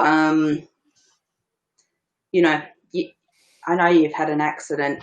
You've got this 10 of Swords here in endings and new beginnings. So that just suggests to me that you still need to take that time out to rest. You're not ready to jump back into the workforce. But, you've got this card here, which is suggesting, taking online courses from home, doing what you can now. I know we're in isolation and all that, but doing what you can now to start thinking about what that next career is going to be for you. So it's a good opportunity to do that. Cool. In your partnership area, you've got the Page of Cups. The Page is something new. It's like, you've got this new relationship, and Cups is all about emotion. So that's just suggesting to me where you're at with your relationship, but it's all looking good because you've got that. The Two of Cups is a great card for love, and it's in the center of your reading. You've got the Chariot up here in the space of broadening your horizons. The Chariot's all about moving forward. So things are going to start progressing for you. You're going to stand into your true power. What else have we got here? In your friendship area, you've got this Tower card. So that suggests to me that, there may be a fallout with some friends, but that fallout's meant to happen. So if something comes up with some friends, that's meant to be, and don't worry about it. It's just time to let those people go. What else have we got here? And actually, this card's all about your unconscious mind, and it's also suggesting that you're worrying about a battle that's going on, because there you are. Those people, swords are all about fears and worries, and those people there have put the swords down and walked away, but you're looking strong and in your power. So maybe that's to do with what's going on in that friendship area. I don't know whether you can relate to any of that going on at the moment, but that's what. No, actually, I can relate to a lot of that you're giving me there. I actually just fell out with a friend a few days ago over the craziest thing. It was just basically a difference of opinion, and they were like, "Oh well, I don't want to be your friend anymore." And it's like, "Oh well, okay, I can't do anything about that. That's your choice." And It was just what it was. I hadn't been friends with him for that long, probably a few years, but yeah, it was sad, like, because I just thought it was unnecessary, and just because you may have a difference of opinion, it shouldn't mean anything. But it was important to them, and they thought that was the end of the friendship, and I'm like, okay, well, c'est la vie, that's fine. Yeah. Look, you guys may make up in the future, whatever, but for now it looks like that's, I'm seeing two people in the car walking away, and, sometimes,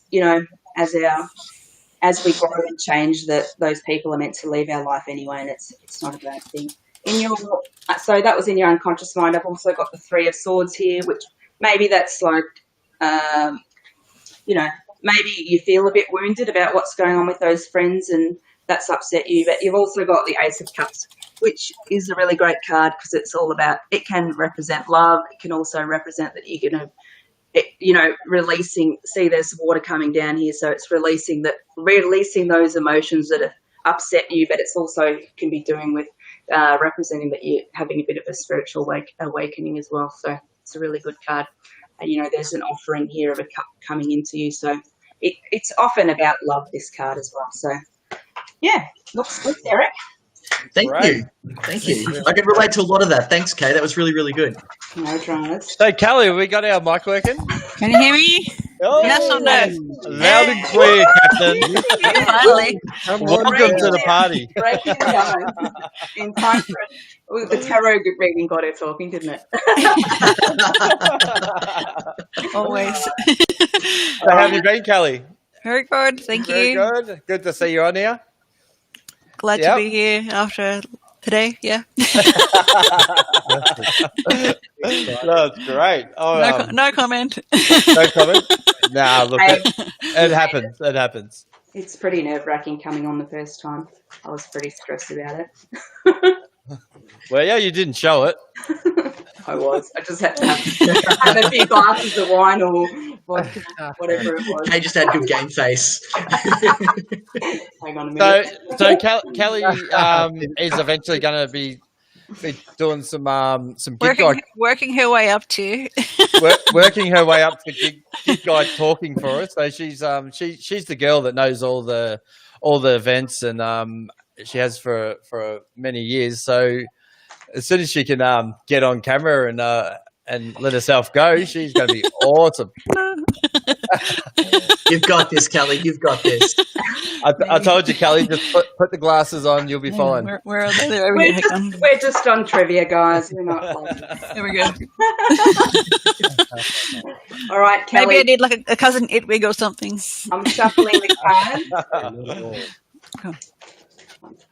Think about what you want to know, and just let me know when you'd like me to stop shuffling. Stop now, please. Okay, I'm going to split the deck in two. Do you want me to pick the top or the bottom pile, please? Top, please. I haven't had my cards done in forever. This is exciting. Interesting.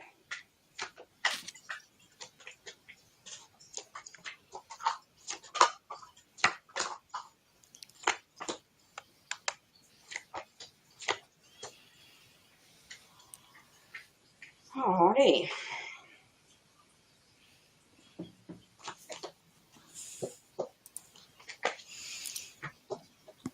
So, in the center of your read, you've got this Four of Pentacles. So that card is just about Pentacles, about money. So what it's just suggesting is that, don't overspend.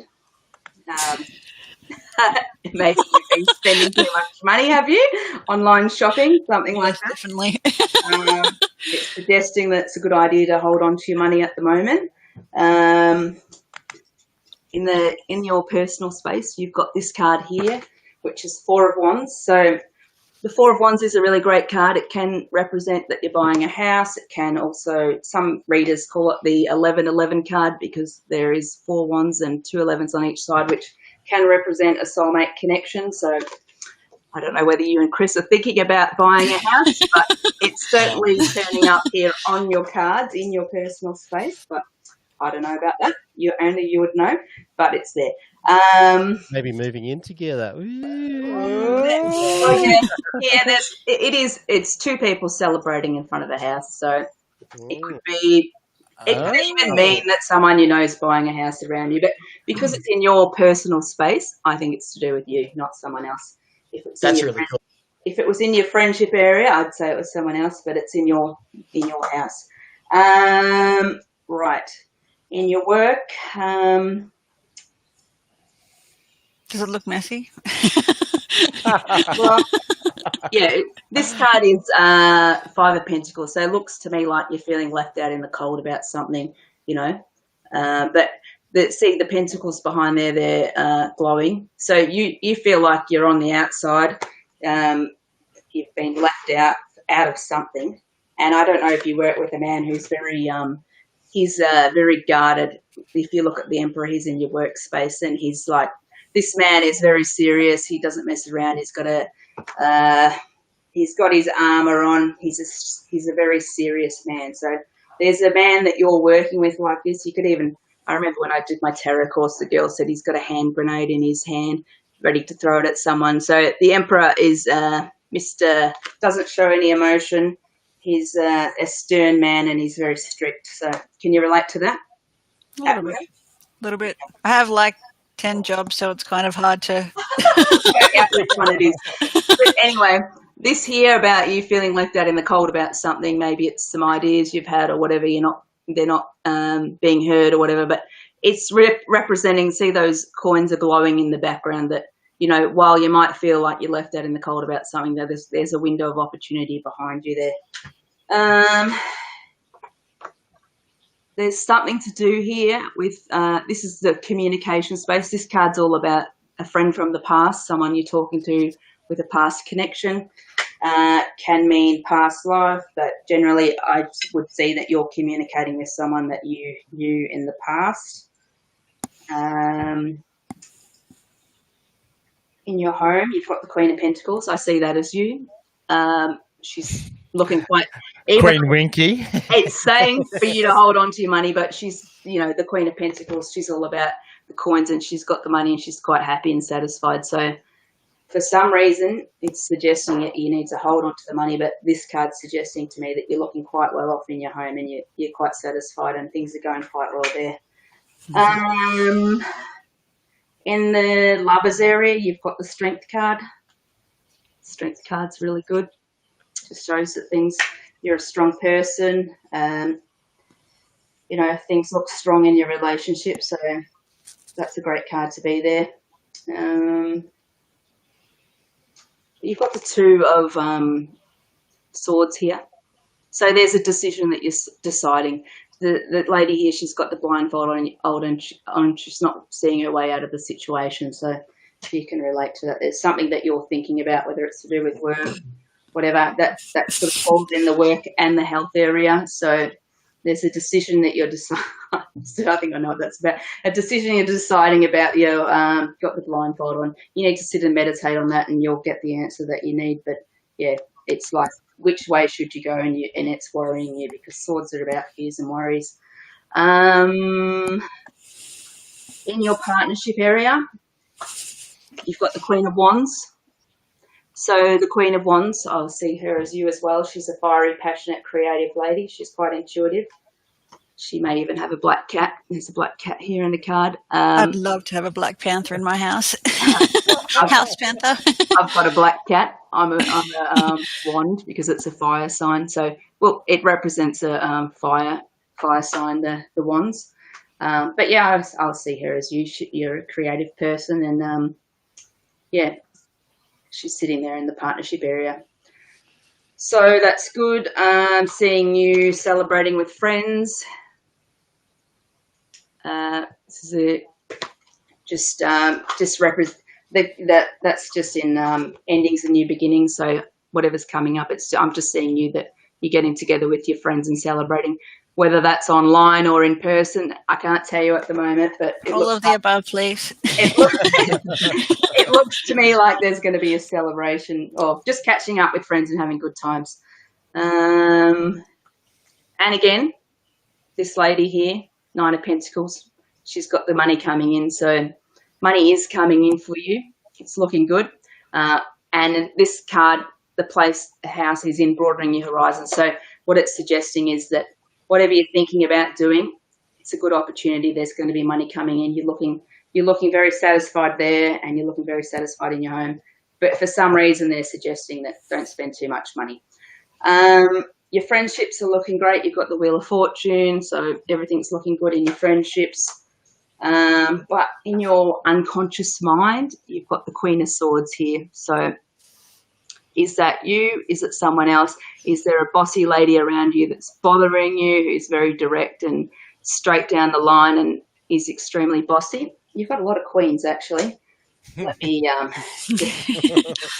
clarify. A lot of swords too, by the way. Coins, anyway. swords, and queens. Swords. Oh no, there's not too many. There's quite a lot of coins. But yeah. Anyway, if that person's around you, or it could be you, but I believe because that's something in your mind that you're worrying about something. But it's gonna. I've just pulled the Empress card. She's good. She's all about growth. Things are going to be moving forward, and I've pulled the Death card. So if that person's bothering you, it's going to come to an end, and it's going to be a new cycle, and you can move past that.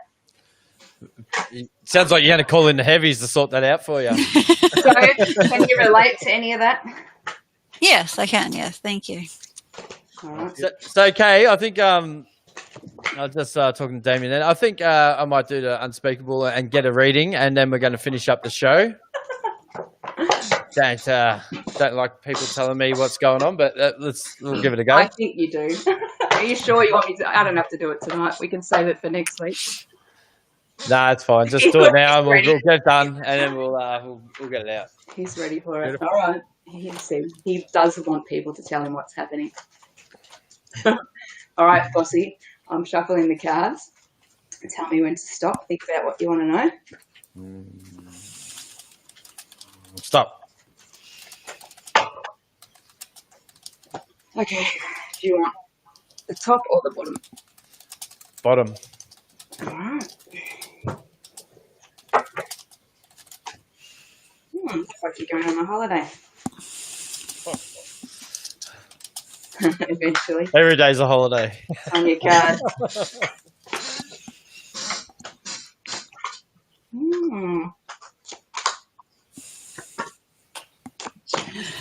I don't need the sound effects. You're getting a new job. Looks like you might. Yeah, podcast is killing it. It's called melodic techno as well. Well, it's on your cards. New phase, new craze. Well, I've been at the same place for like 21 years now, so that's a big call. Big call. You've got the Fool in your work area. So that's the Fool. I've got two Fools in my work area. The Fool's usually about heading off in a brand new direction. Go, Bossy, go.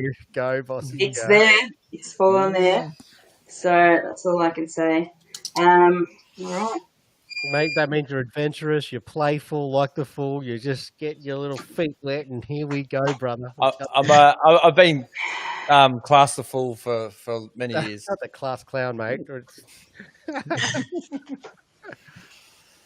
This is in the centre of your reading, which is the main aura of your reading, which, it can represent travel.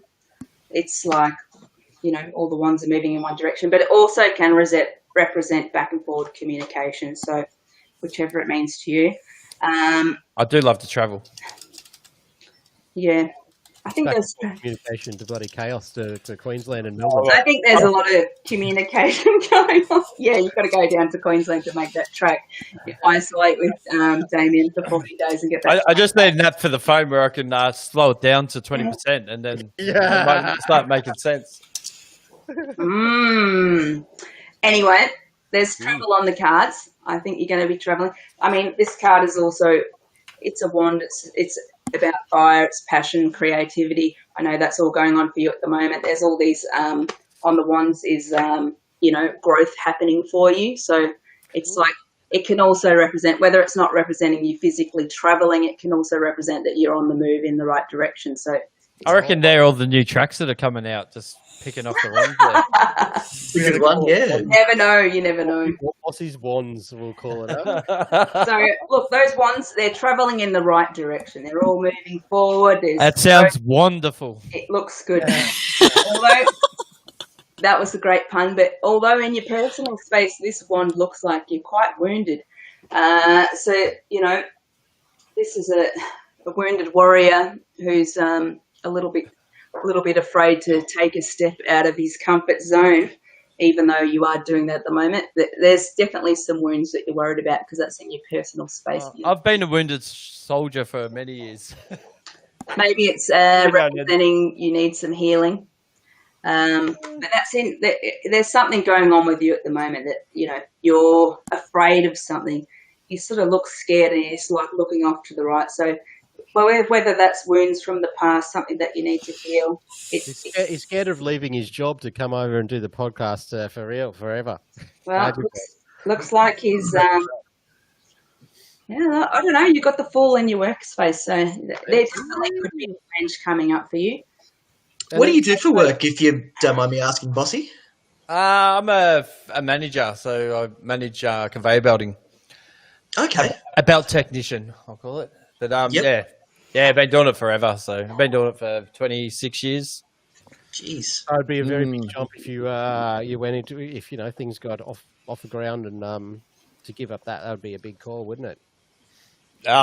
It's there on your cards. You've got the Fool up there in your workhouse. But anyway, is there a man? I think this man's you actually, because it's this house is about where you earn your money. You've got the King of Cups, and he's a man who's very emotional. He wears his heart on his sleeve. Deep feeler. Cups is all about, emotions and feelings, and I think that's you. But it could be a man in your work that is like that as well, because it's falling in the space of where you earn your money. But yeah, I've got the Fool up here in your workhouse as well. So Fool's all about heading off into you're on a brand new journey, and that doesn't mean there's a whole lot of Fool going on here. It doesn't mean that it doesn't mean that you're leaving the job. It can be that you're stepping into this new area with Damien and you're holding on to your job. And what the Fool is saying, you're going into this brand new territory. And if you look at that Fool, he's not really looking where he's going. So what it's suggesting is make sure that you keep your eyes on the ground and don't just keep he's got his eyes up in the head and he could easily trip up. So what it's saying to you is keep your eyes on what's happening and make sure you stay focused on what's going on. Yeah, I get it. You know what I mean? So it doesn't necessarily mean it's just about what's going on with you work-wise. So you could surely be hanging on to your job. Well, is that 3 Fools now you've pulled on me, or what? No, it's the same Fool. He's in your workspace. But what I'm just saying is it's a brand new direction you're going, and I think that it's And Kate, can you describe the Fool? Because the Fool doesn't mean like... No, I know the Fool. No, the Fool is all about, stepping into something, stepping into unknown territory. It's sort of like, I always think of the Fool as like when you've just left year 12 and you're like, oh, where am I going? What am I going to do? Yeah. And you're heading off into your life and you're like, oh, this is brand new. So I think it's just talking about you and Damien are doing this new venture and it's all, it's all amazing and, it's brand new and it's exciting and it's, but it's just saying. Like a new chapter of your life, mate, new cycle. Yeah, it doesn't mean you're leaving your job. It means there's this new exciting career happening for you right now, and it's just saying, make sure you keep he's heading here. He could just easily walk off the edge of the cliff. So it's saying keep your eyes on the target. You know what I mean? Yeah, I do. Yeah. All right. So let's talk about the next one. Is about communication. This card's a great card. It's the 9 of Cups. It's about wish fulfillment. You're looking satisfied. You're happy. Emotionally, things are going quite well for you. So, and that's about, you've got good communication skills. So I think it's all about, you're lucky that you can communicate so well, and you're satisfied with where you're at the moment. Although I'll talk to you about your partnership area in a second. That could be your relationship, or it could be your partnership with Damien, because there's quite a lot of burden going on. I'm glad you give me an option there, because I can just handball that one to Damien. Yeah, it may certainly be about. It's falling in partnerships. Because the next card, in your house or home, I've got the Queen of Cups, so I'd say that represents your wife. I don't know about her, but this one. Yeah. So when we got married, she actually got carried out by warriors on a chair, pretty similar to that, going along the beach. So again, so a cup is exactly like what I talked about. You being the King of Cups, she's an emotional lady. She's quite intuitive, actually. She's a very intuitive lady. She is. She feels her emotions deeply. And yeah, I don't know if you've got, there's 2 kids here there's actually 3 children here on the card. There's 1 below and there's 2 above. So I don't know how many kids you've got, but 2, I hope. Yeah, well, I don't know. I mean, maybe this kid down the bottom is whether it was a miscarriage or something. I mean, I don't usually even look at these kids for some reason. They're jumping out at me. There's 2 up the top. You didn't mention them for me. No, I didn't. That's what I mean. It's what jumps out on me on the cards. There's 2 at the top there and there's 1 at the bottom. So that could be a miscarriage or something. Or a child you don't know about. No, I hope she's not watching. I'm just joking. Maybe a new kid on the way, mate. No. Yeah, he's got the hand up in the air and he's wanting to come through, so maybe he's holding it. Oh, God. Anyway, maybe there's another baby coming. Anyway, however you'd like to interpret that. But it's not a bad card. It's that's in your house or home. But in the lovers area, you've got the victory card. So I'm seeing that's, this card is all about victory. It's a good card and showing things are going well in your relationship. Though you've got this 3 of Swords here. There it is. It can mean, you've got this card here in your personal space and you've got the 3 of Swords here. So it's just talking about healing. Doesn't mean it's in your current relationship. It could just be anything that's going on in your life, any wounds that have hurt your heart, can do with mates or whoever, ex-girlfriends, whatever. But I'm seeing that you still have some healing to do. But yeah, in the partnership, so whether it's this with Damien or your wife, there's definitely some burdens going on. So this is a 10 of Wands. It's looking like there's some burden and you're not seeing your way out of a situation. So can we get some clarity on that, please? Can you pull another card so you get clarity on that? If I may ask, please. Look at him. Can you get some clarity? Have you played? You haven't even played Tyler, have you? No, I didn't have time to. All right, let's get some clarity on the partnership, please. It was supposed to be your intro, but yeah, sorry about that. Too busy. All right. Shit. Well, I'm pulling the Wheel of Fortune, so it's not bad. Whatever you're worried about, it's going to turn out fine. So don't worry about it. Well, that was reassuring. Oh, yeah. I can see another one, the Emperor. That's just about you being strong. Whatever the situation is, just being strong and you'll push through it. But, yeah, you've got the Wheel of Fortune there. You've got this card in Endings and New Beginnings. To me, this card's also always suggesting that you're thinking about going on some travel overseas or there's, something that you're thinking about travel that's coming up. There's money coming in for you. 10 of Cups, 10 of Pentacles. It's great. There's money coming in. Money's going to be flowing. It's about happy families, good things going on for you. You've got the Page of Wands in your friendship area. So the page can represent a new opportunity coming in. So maybe you're going to make a new friend. Or is it growth with a current friend? This could be to do with Damien, what's going on with you guys at the moment. It's something new because it's a page and I look at the page as that it's a new opportunity for growth with someone that's fiery, passionate, and creative, because that's what the ones are all about. Do I know anyone like that?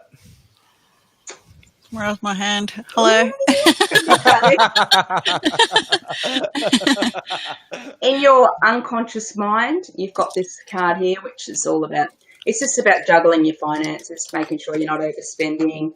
It can be that there is a bit of there's waves in the background that can represent your emotions. So there's a bit of an emotional that's shown up like 3 times. That there's a bit of an emotional turbulence going on for you. And I've got this card here, not seeing your way out of a situation. But what it's suggesting to you, then I've got the judgment card. So it's saying to you that, you do have a bit of healing to do. And once you allow yourself to feel those feelings and let go of those past hurts, that it's the judgment's all about rising up from the grave and into your true calling. And up there is, I think, Archangel Michael saying this is the right direction for you. So it all looks very good.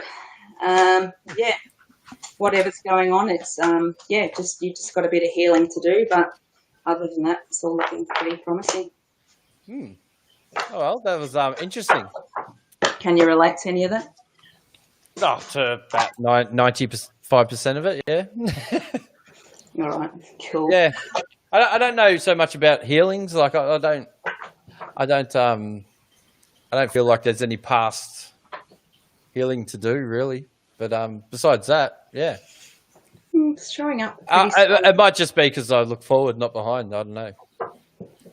It's also be letting go of. I know it is for me, and in my readings that I've done, is that it's letting go of that past and that past cycle, the new cycle that we're journeying on.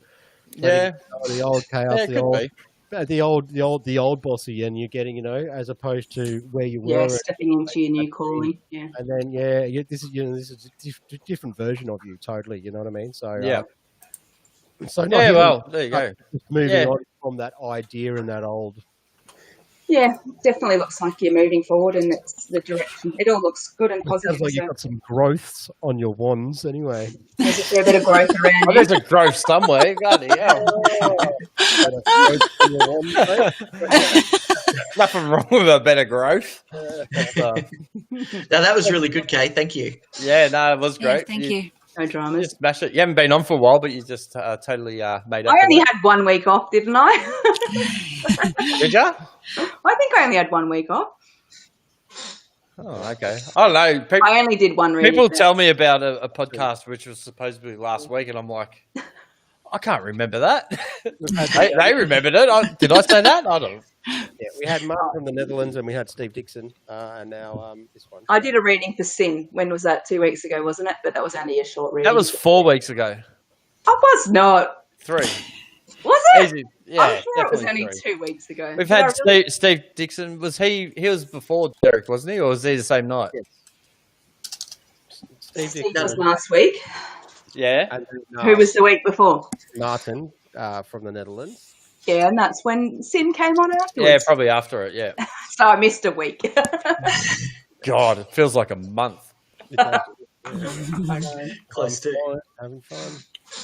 Yeah. So thank you for being on the show. Yeah, that's great. Yeah, to some of the team here, and thank you very much for being a part of it. I can't wait to do some more stuff in the future. Keep doing what you're doing. You're all great at it. Derek, we'll get you on. We'll finish the interview, mate. That'll be sick. Kelly, yeah. I'm glad you persevered and just got on here and just enjoyed it. And she got a tarot. And she got a tarot reading. See, it was worth coming on. Yes. Bosse, any final thoughts, mate? Yeah. So, Kelly, how do you think you're going to go for next week? You reckon you might get on and crack?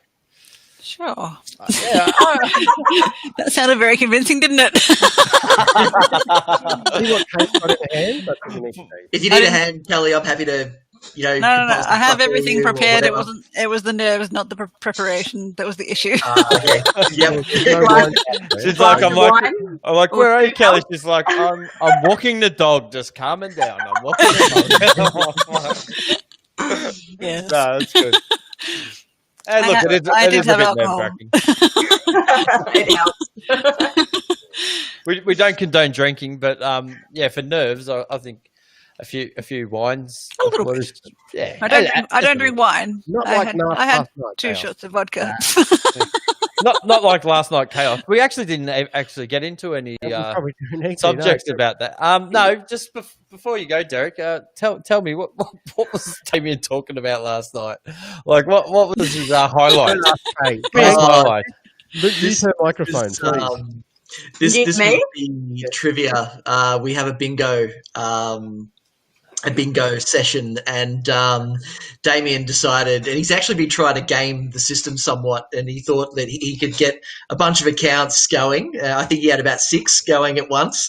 How he was multitasking 7 accounts at once, I don't know, but and he still didn't win. So he just thought it was totes rigged. So he was like he's doing the Master Chaos like 4 decks at once. Yeah, going all out as he does. But it just didn't work out for him in this case. 1 bingo card per sound card. And microphone. So that was it. That was it. Like you left a bit early, didn't you, Derek? You didn't stay till the end.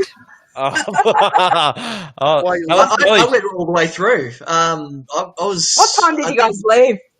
I think we. I left when you left about midnight or something. It always tends to be a late one for us, because we all end up talking and Damien was very passionate last night. Just a little bit. Very passionate about. Hey, do you want to elaborate on that a bit? Yeah, the melodic techno is going to take over the entire Melbourne scene. Said that. Yes, was it the goat? Yeah. Look, he was very passionate. And yeah, I probably won't go into too much about it. I wasn't that bad. I mean, I think. Look, credit to you, mate. Look, you're very passionate about the sound that you've gotten onto, and you're really passionate about plugging it. And I think it's great. I think it's nice to see someone that is so passionate about something in a time when there's not a lot of passion out there. A lot of people are in the doldrums because of isolation and everything else. Yeah. So, mate. Credit to you. Credit to you. Joe Mitchell saying she was awake till 4 a.m. Joe had a lot of wonderful ideas about a new music platform, and from that conversation, there was good debate.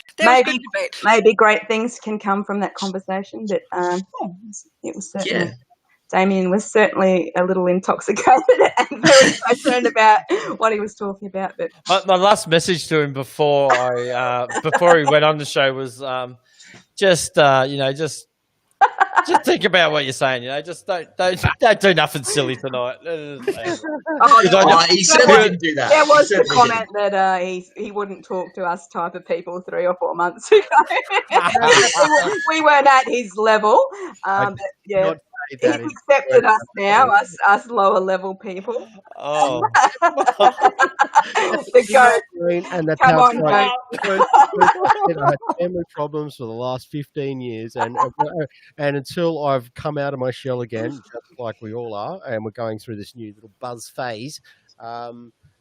He's realised how awesome we really are. I wouldn't have spoken to you guys because I was doing that 15-year bloody chaos I was in. So that's all I meant, not because you weren't bloody good enough. And just on that too, it's just been really good to get to know people on a deeper level. I mean, we always seem to think that we know somebody because we've known them for a number of years, but it just goes to show you how much we really don't know and how much we don't sort of appreciate what goes on in people's lives. And,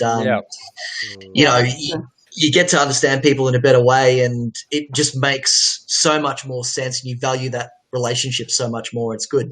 Yeah. We didn't actually get on that level with you, Derek, because you kept running away from us. You can do it now. That's definitely...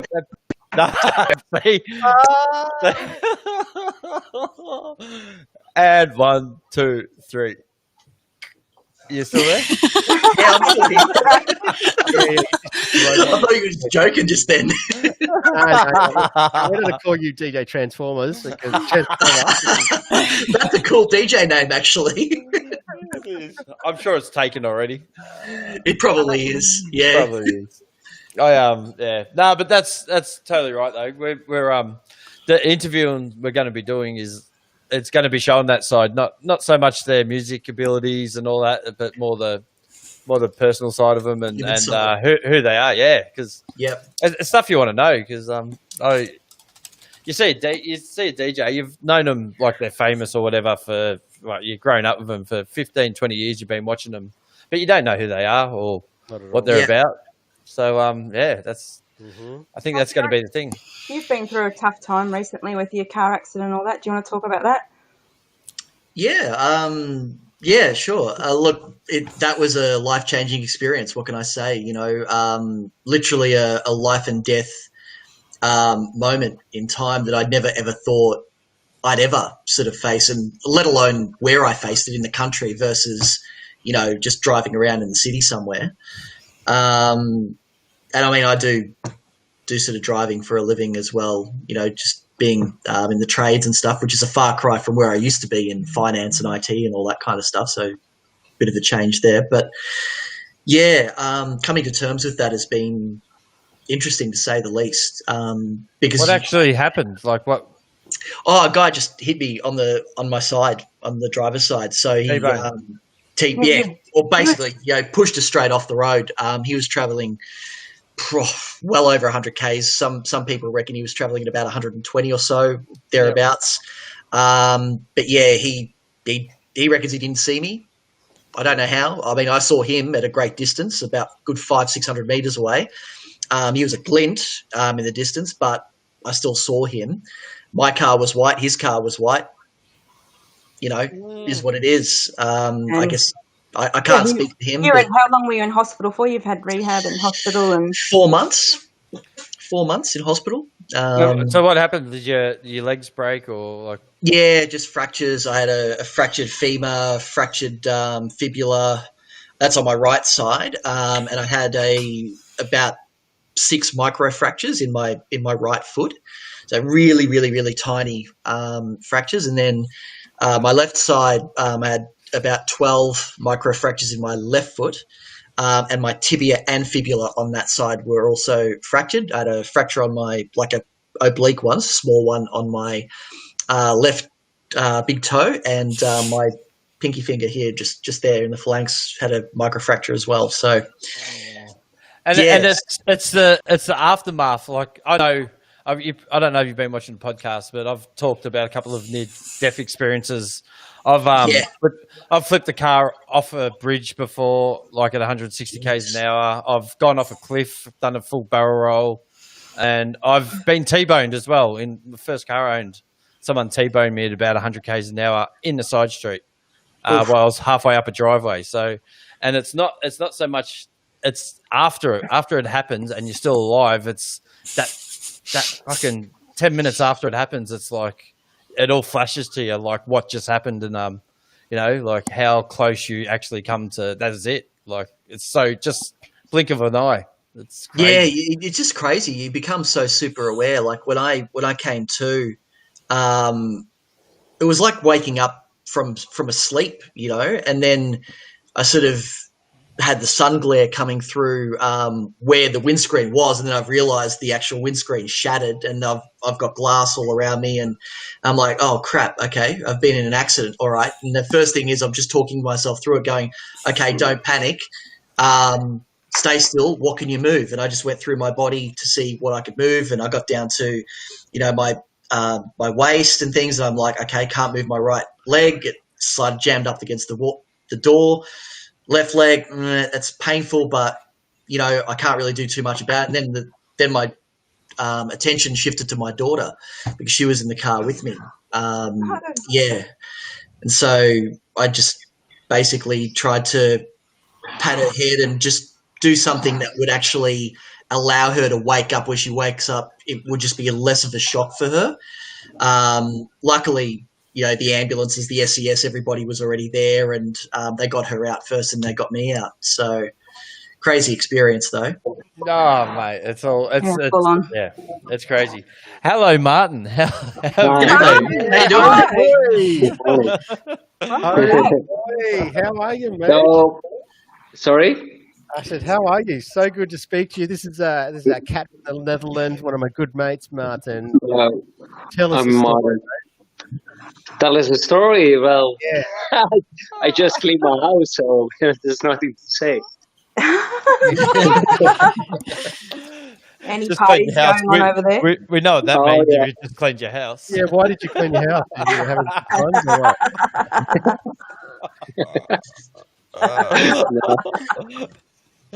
Oh man. No, well, I was before in your live stream on Facebook. I was watching, and you were talking about the festivals in the UK where the police came and drops just shut down the parties. It also happens in Holland, here in the Netherlands, but it's not like there that you get 10,000s of euros of penalty. You know, it's no. What happens there? They get away with it like everything else. Yeah, they tell you to go home.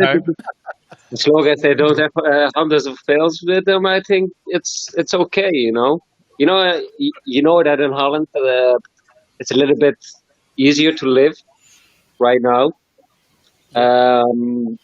Well, they shut it down, but not always, because I got a lot of videos from friends who go to illegal raves, and even the big DJs from Holland, they are playing on the illegal festivals because they are also missing they also miss to play on all the festivals, because normally it's every week they got a couple of festivals where they play on, and right now there's nothing to do. So there's no festivals going on over there? No festivals, but some illegal raves indeed. But yeah, we don't have the lockdown like in Australia or Scotland or other countries. We don't have it, so we actually can go to parties, but there's not that much. You know, it's more underground now. Maybe we got to start the illegal raves guys back up in Melbourne. Oh. Yeah, with melodic techno. Yeah, here's your calling. What about that? We'll have to do a secret code halfway through the podcast, which tells the address.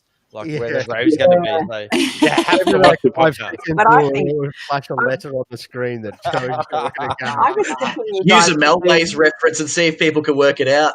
I was thinking about that you guys could put on a drive-in rave. I've always wanted to have this drive-in rave. Oh, at the drive-ins? Yeah. So you go in your car. So what kind of music do you like? Because I don't know. I know from Damien and from what's your name again? I forgot. Bosse. Can't tell you. What? It's underneath my name. It's underneath my name. I used to be into all the hard trancey stuff. I prefer trance these days, but okay. These guys are trying to get us into the melodic techno, which sounds pretty good, but I don't really know a lot about it. So you don't know a lot about it. I don't know a lot about it. What's there to know about it? I mean, I don't know many tracks yet, so anyway. Hasn't Damien sent you any? No, he hasn't. You should he hasn't. send some over. Why aren't you doing some live streams with this melodic? Because we're too busy doing all this shit. We're too busy on Zoom calls, I know. Very busy. Zoom. Nah, you're right though. You're Martin, right. What type of music are you into? Me? Yeah. Actually, the harder music, like hardcore music, millennium hardcore. I do like the happy just hardcore. like me, but same I here, love man. happy. Totally I like the happy hardcore. Love that shit. Yeah, that's some fraction of the happy hardcore is really great. You know, get the goosebumps back from back in the days when you hear the music. But normally, actually, it's very right. I also like early hardstyle a lot. Oh, yeah. some of the hard style's okay, but most of it I don't like. But there is some of it that's okay. Yeah, it's actually too slow for me, Bo. Too slow. Yeah, it is. Life starts at 180 BPM, right? Yeah, exactly. I wake up at 180 BPM. That's like my warming up, you know. So you were partying in 1997, yeah? Sorry? You were partying in 1997? No, I didn't. I started my first big party was Mysteryland. It was in 2001, and it's where DEFCON 1 is right now, every year. And it started at 4 o'clock until 8 o'clock the next morning. So it was 16 hours. Is that all? And it was one of the parties I didn't took any drugs because the week after it was my first Muay Thai fight. So. Oh. Well done, Martin. Nice. Big Yeah. effort. Yeah. It's, So. Then. Sorry. Hasn't a lot changed since then? Yeah. Actually, it is. Not only the music, but also the people who come. The parties are more. Yeah, it's one big business. You know, it's all about the money. So the parties are better, but everything costs a lot more. Does it? Yeah. How much is a party over there? Sorry. How much? is it? The tickets. I think like Masters of Hardcore is around 60 or 70 euro. So you like the Thunderdome, yeah? Yeah, I do. So I got a bit of footage of like the cats that hang Yeah, out. sure. I'd love to go to one of those parties. They look awesome. Yeah.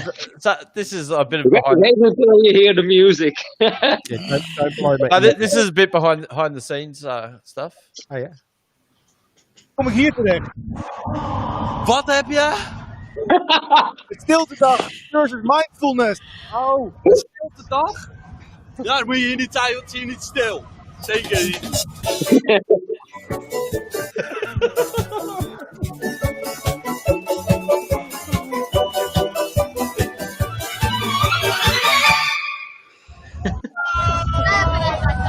Ben je gekomen? Ben je gekomen met de trein? Oh my god. Ja. Wanneer ben je overgestapt? Vorig jaar. Wat ga je nog doen vandaag? Wat ga je nog doen? Ik ga mijn pool zijn. Ja. En Pilatus ook? Zeg u? Wat is Pilatus? Kun je ook aan rondjes lopen? Rondjes lopen? Ja, af en toe, maar Milton is lekker stamp toch, weet je wel. Appie? Ja toch? En? Hoe is het? Rescue for this, you come here. Wat is je liefde eten? Pizza, maar ik heb al heel veel pizza gegeten. Dus dat vind ik Is she saying she forgot to put her makeup on? She doesn't like pizza anymore. Ben je die vergeten dan? Ik blijf wel gewoon werken een beetje, toch? En dan moet ik maar een man vinden die voor You come specially here for this? My best beer is Voldam. It's now Voldam. Oh, he's fucked up.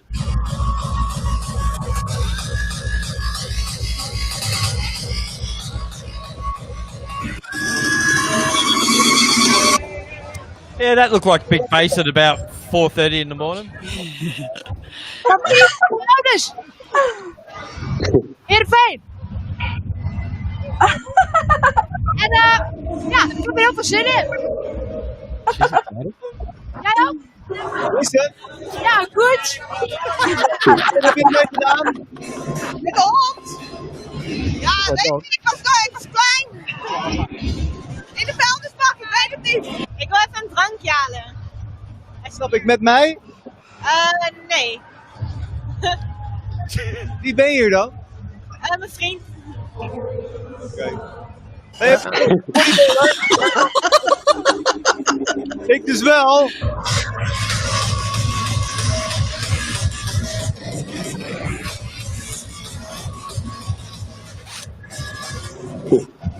I not only know 25% of the favors here, I know 50% of the artists. I just love coming here. I feel special. I feel wanted, loved, appreciated. Just for being me. Ik heb dat gewoon gedaan voor Thunderdome, dat is het beste wat er is. Vorig jaar. Ik ben er heel trots van.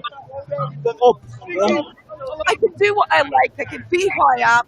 and everybody loves me, and it's brilliant. I never heard that anywhere else except in hardcore, and that's what hardcore will never die. Hey, Lana, it's a friend of mine. The right one. Really? Oh, really? Yeah, Lana. Her name is Lana. That's hilarious. Okay. Daar is het thuis van. Niks, ik mocht het. Mijn moeder heeft die betaald. That one. Duur? 175 heb ik betaald. Je moeder? Ja, mijn moeder. Nee, het is niet duur. Je ziet steeds meer dat Beckham, weet je wel, dat is ijdel. Mannen worden steeds ijdeler, hè? Wat vind je er nou van eigenlijk? Ja, het hoort er wel een beetje bij. Ik doe zelf ook wel een beetje mee, mijn haren wat netter, weet je wel. Hey, Damien. Maar hij blijft wel... He's also a DJ, also a friend. That's our call, Kom op, maar je doet gewoon 10 minuutjes met klaargek. Zo 10 minuutjes, waar heb je 10 minuten voor nodig? Je moet zijn wie je bent, je moet ook even schaten, weet je. Een bronscrème erbij of... Tim, DJ Extreme. Fuck, man. Wat boeit dat? Ja, nee, omdat ik ook bezig ben met mijn huid.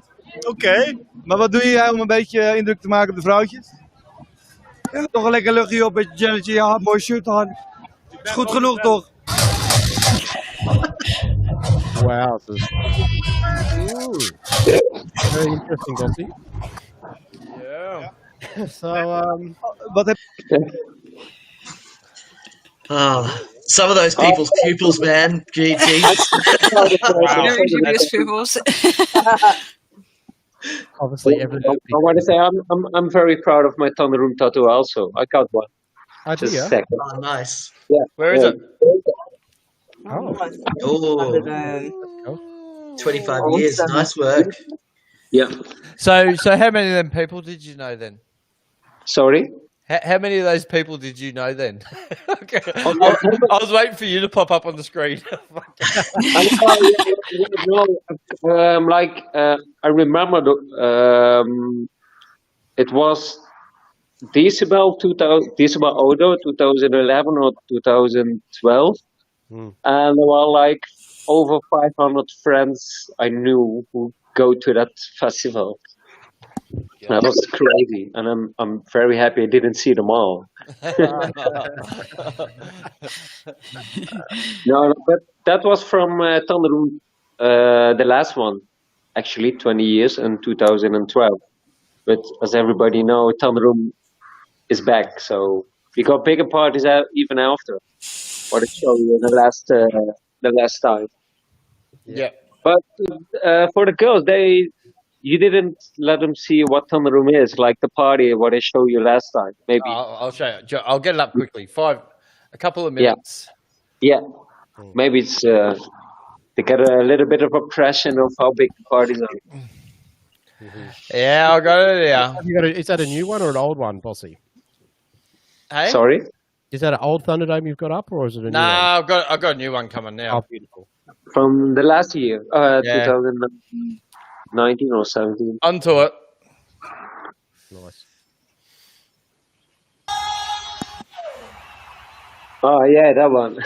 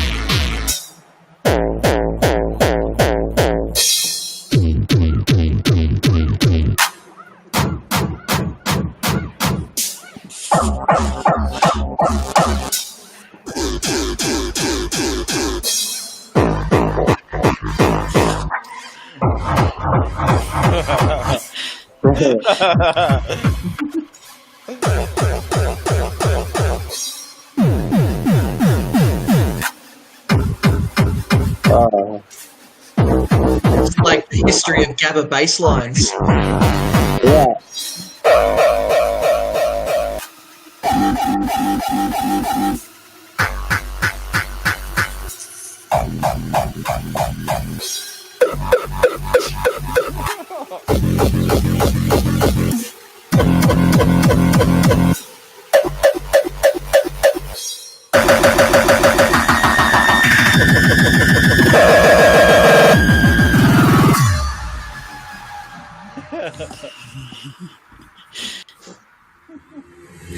intro.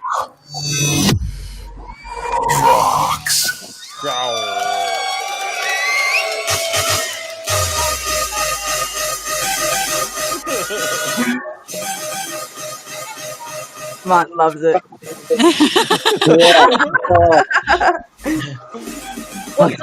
What sort of music is this guy playing? It's hardcore music. Hard trance. No, not Hard trance.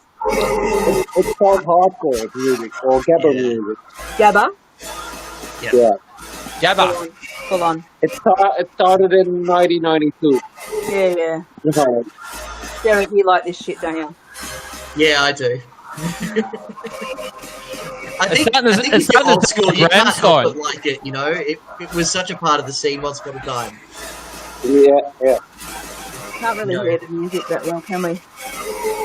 It all came from, the Belgians sort of did it with the whole Mentasm, like the Terra Techno kind of sound, and then it, went from there kind of thing.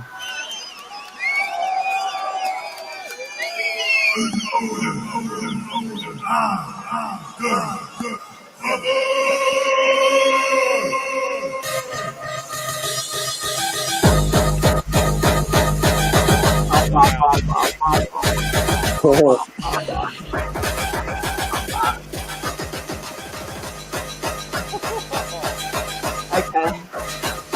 See why hard stuff's not fast enough. Yeah, it's actually going even harder after the set is going on. Oh God. Because drugs How do you keep is up with it? oh, it's easy. just come to Mate, party that- with me, That and you will. fucking hard. Yeah, it is. It's really hard, and the music is also very hard in Holland or in Germany. Like there's no sound limit. It's really crazy. You need some earplugs there because you fuck up your ears so much. And my ears are not like they have to be or how they used to be. Oh, trust me, putting these things on your head night after night and then mixing tunes, it's just as loud as standing in one of those clubs, that's for sure. Yeah, but sometimes you just have to put them out because it's the music, Oh yeah, definitely. You're crazy. Did I could probably actually show you a little clip from a party I went to, a Tiesto party. Mm-hmm. Oh, okay. If I can find, if it just pops up on one of these, here it is. Wow, shit! Hang on. I'm out, mate. I'm going to go and get some dinner, and I've got to work tomorrow. So, yeah, all right. I'm going to show this, and then we'll finish off the show. I think. Yeah, enjoy. Yeah, all right, guys. Thanks very much, Eric. Awesome. Thanks very much, guys. Much appreciated. Yeah. Yeah. Thanks, Charlie. Yeah, it's been great. We'll chat to you soon. Bye bye. Good to see you, Marty. Yeah, see you next time. You too. Ciao, all. See ya. Bye. Are we leaving? Well, I want to see. Because I want to see if it was the same one I went to. Yes, they won. Whereabouts was it? This is at Festival Hall. Yeah, I was there. Oh, you were? Yeah. Okay, I'll show you then. Wait, wow. It's getting hard to share these things. Here we go.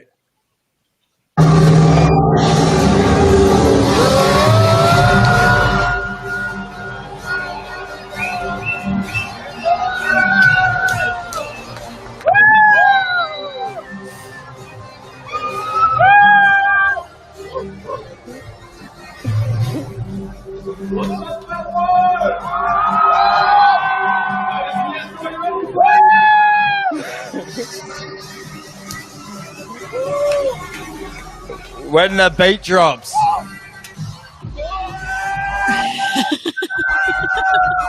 This Tiesto. Yeah.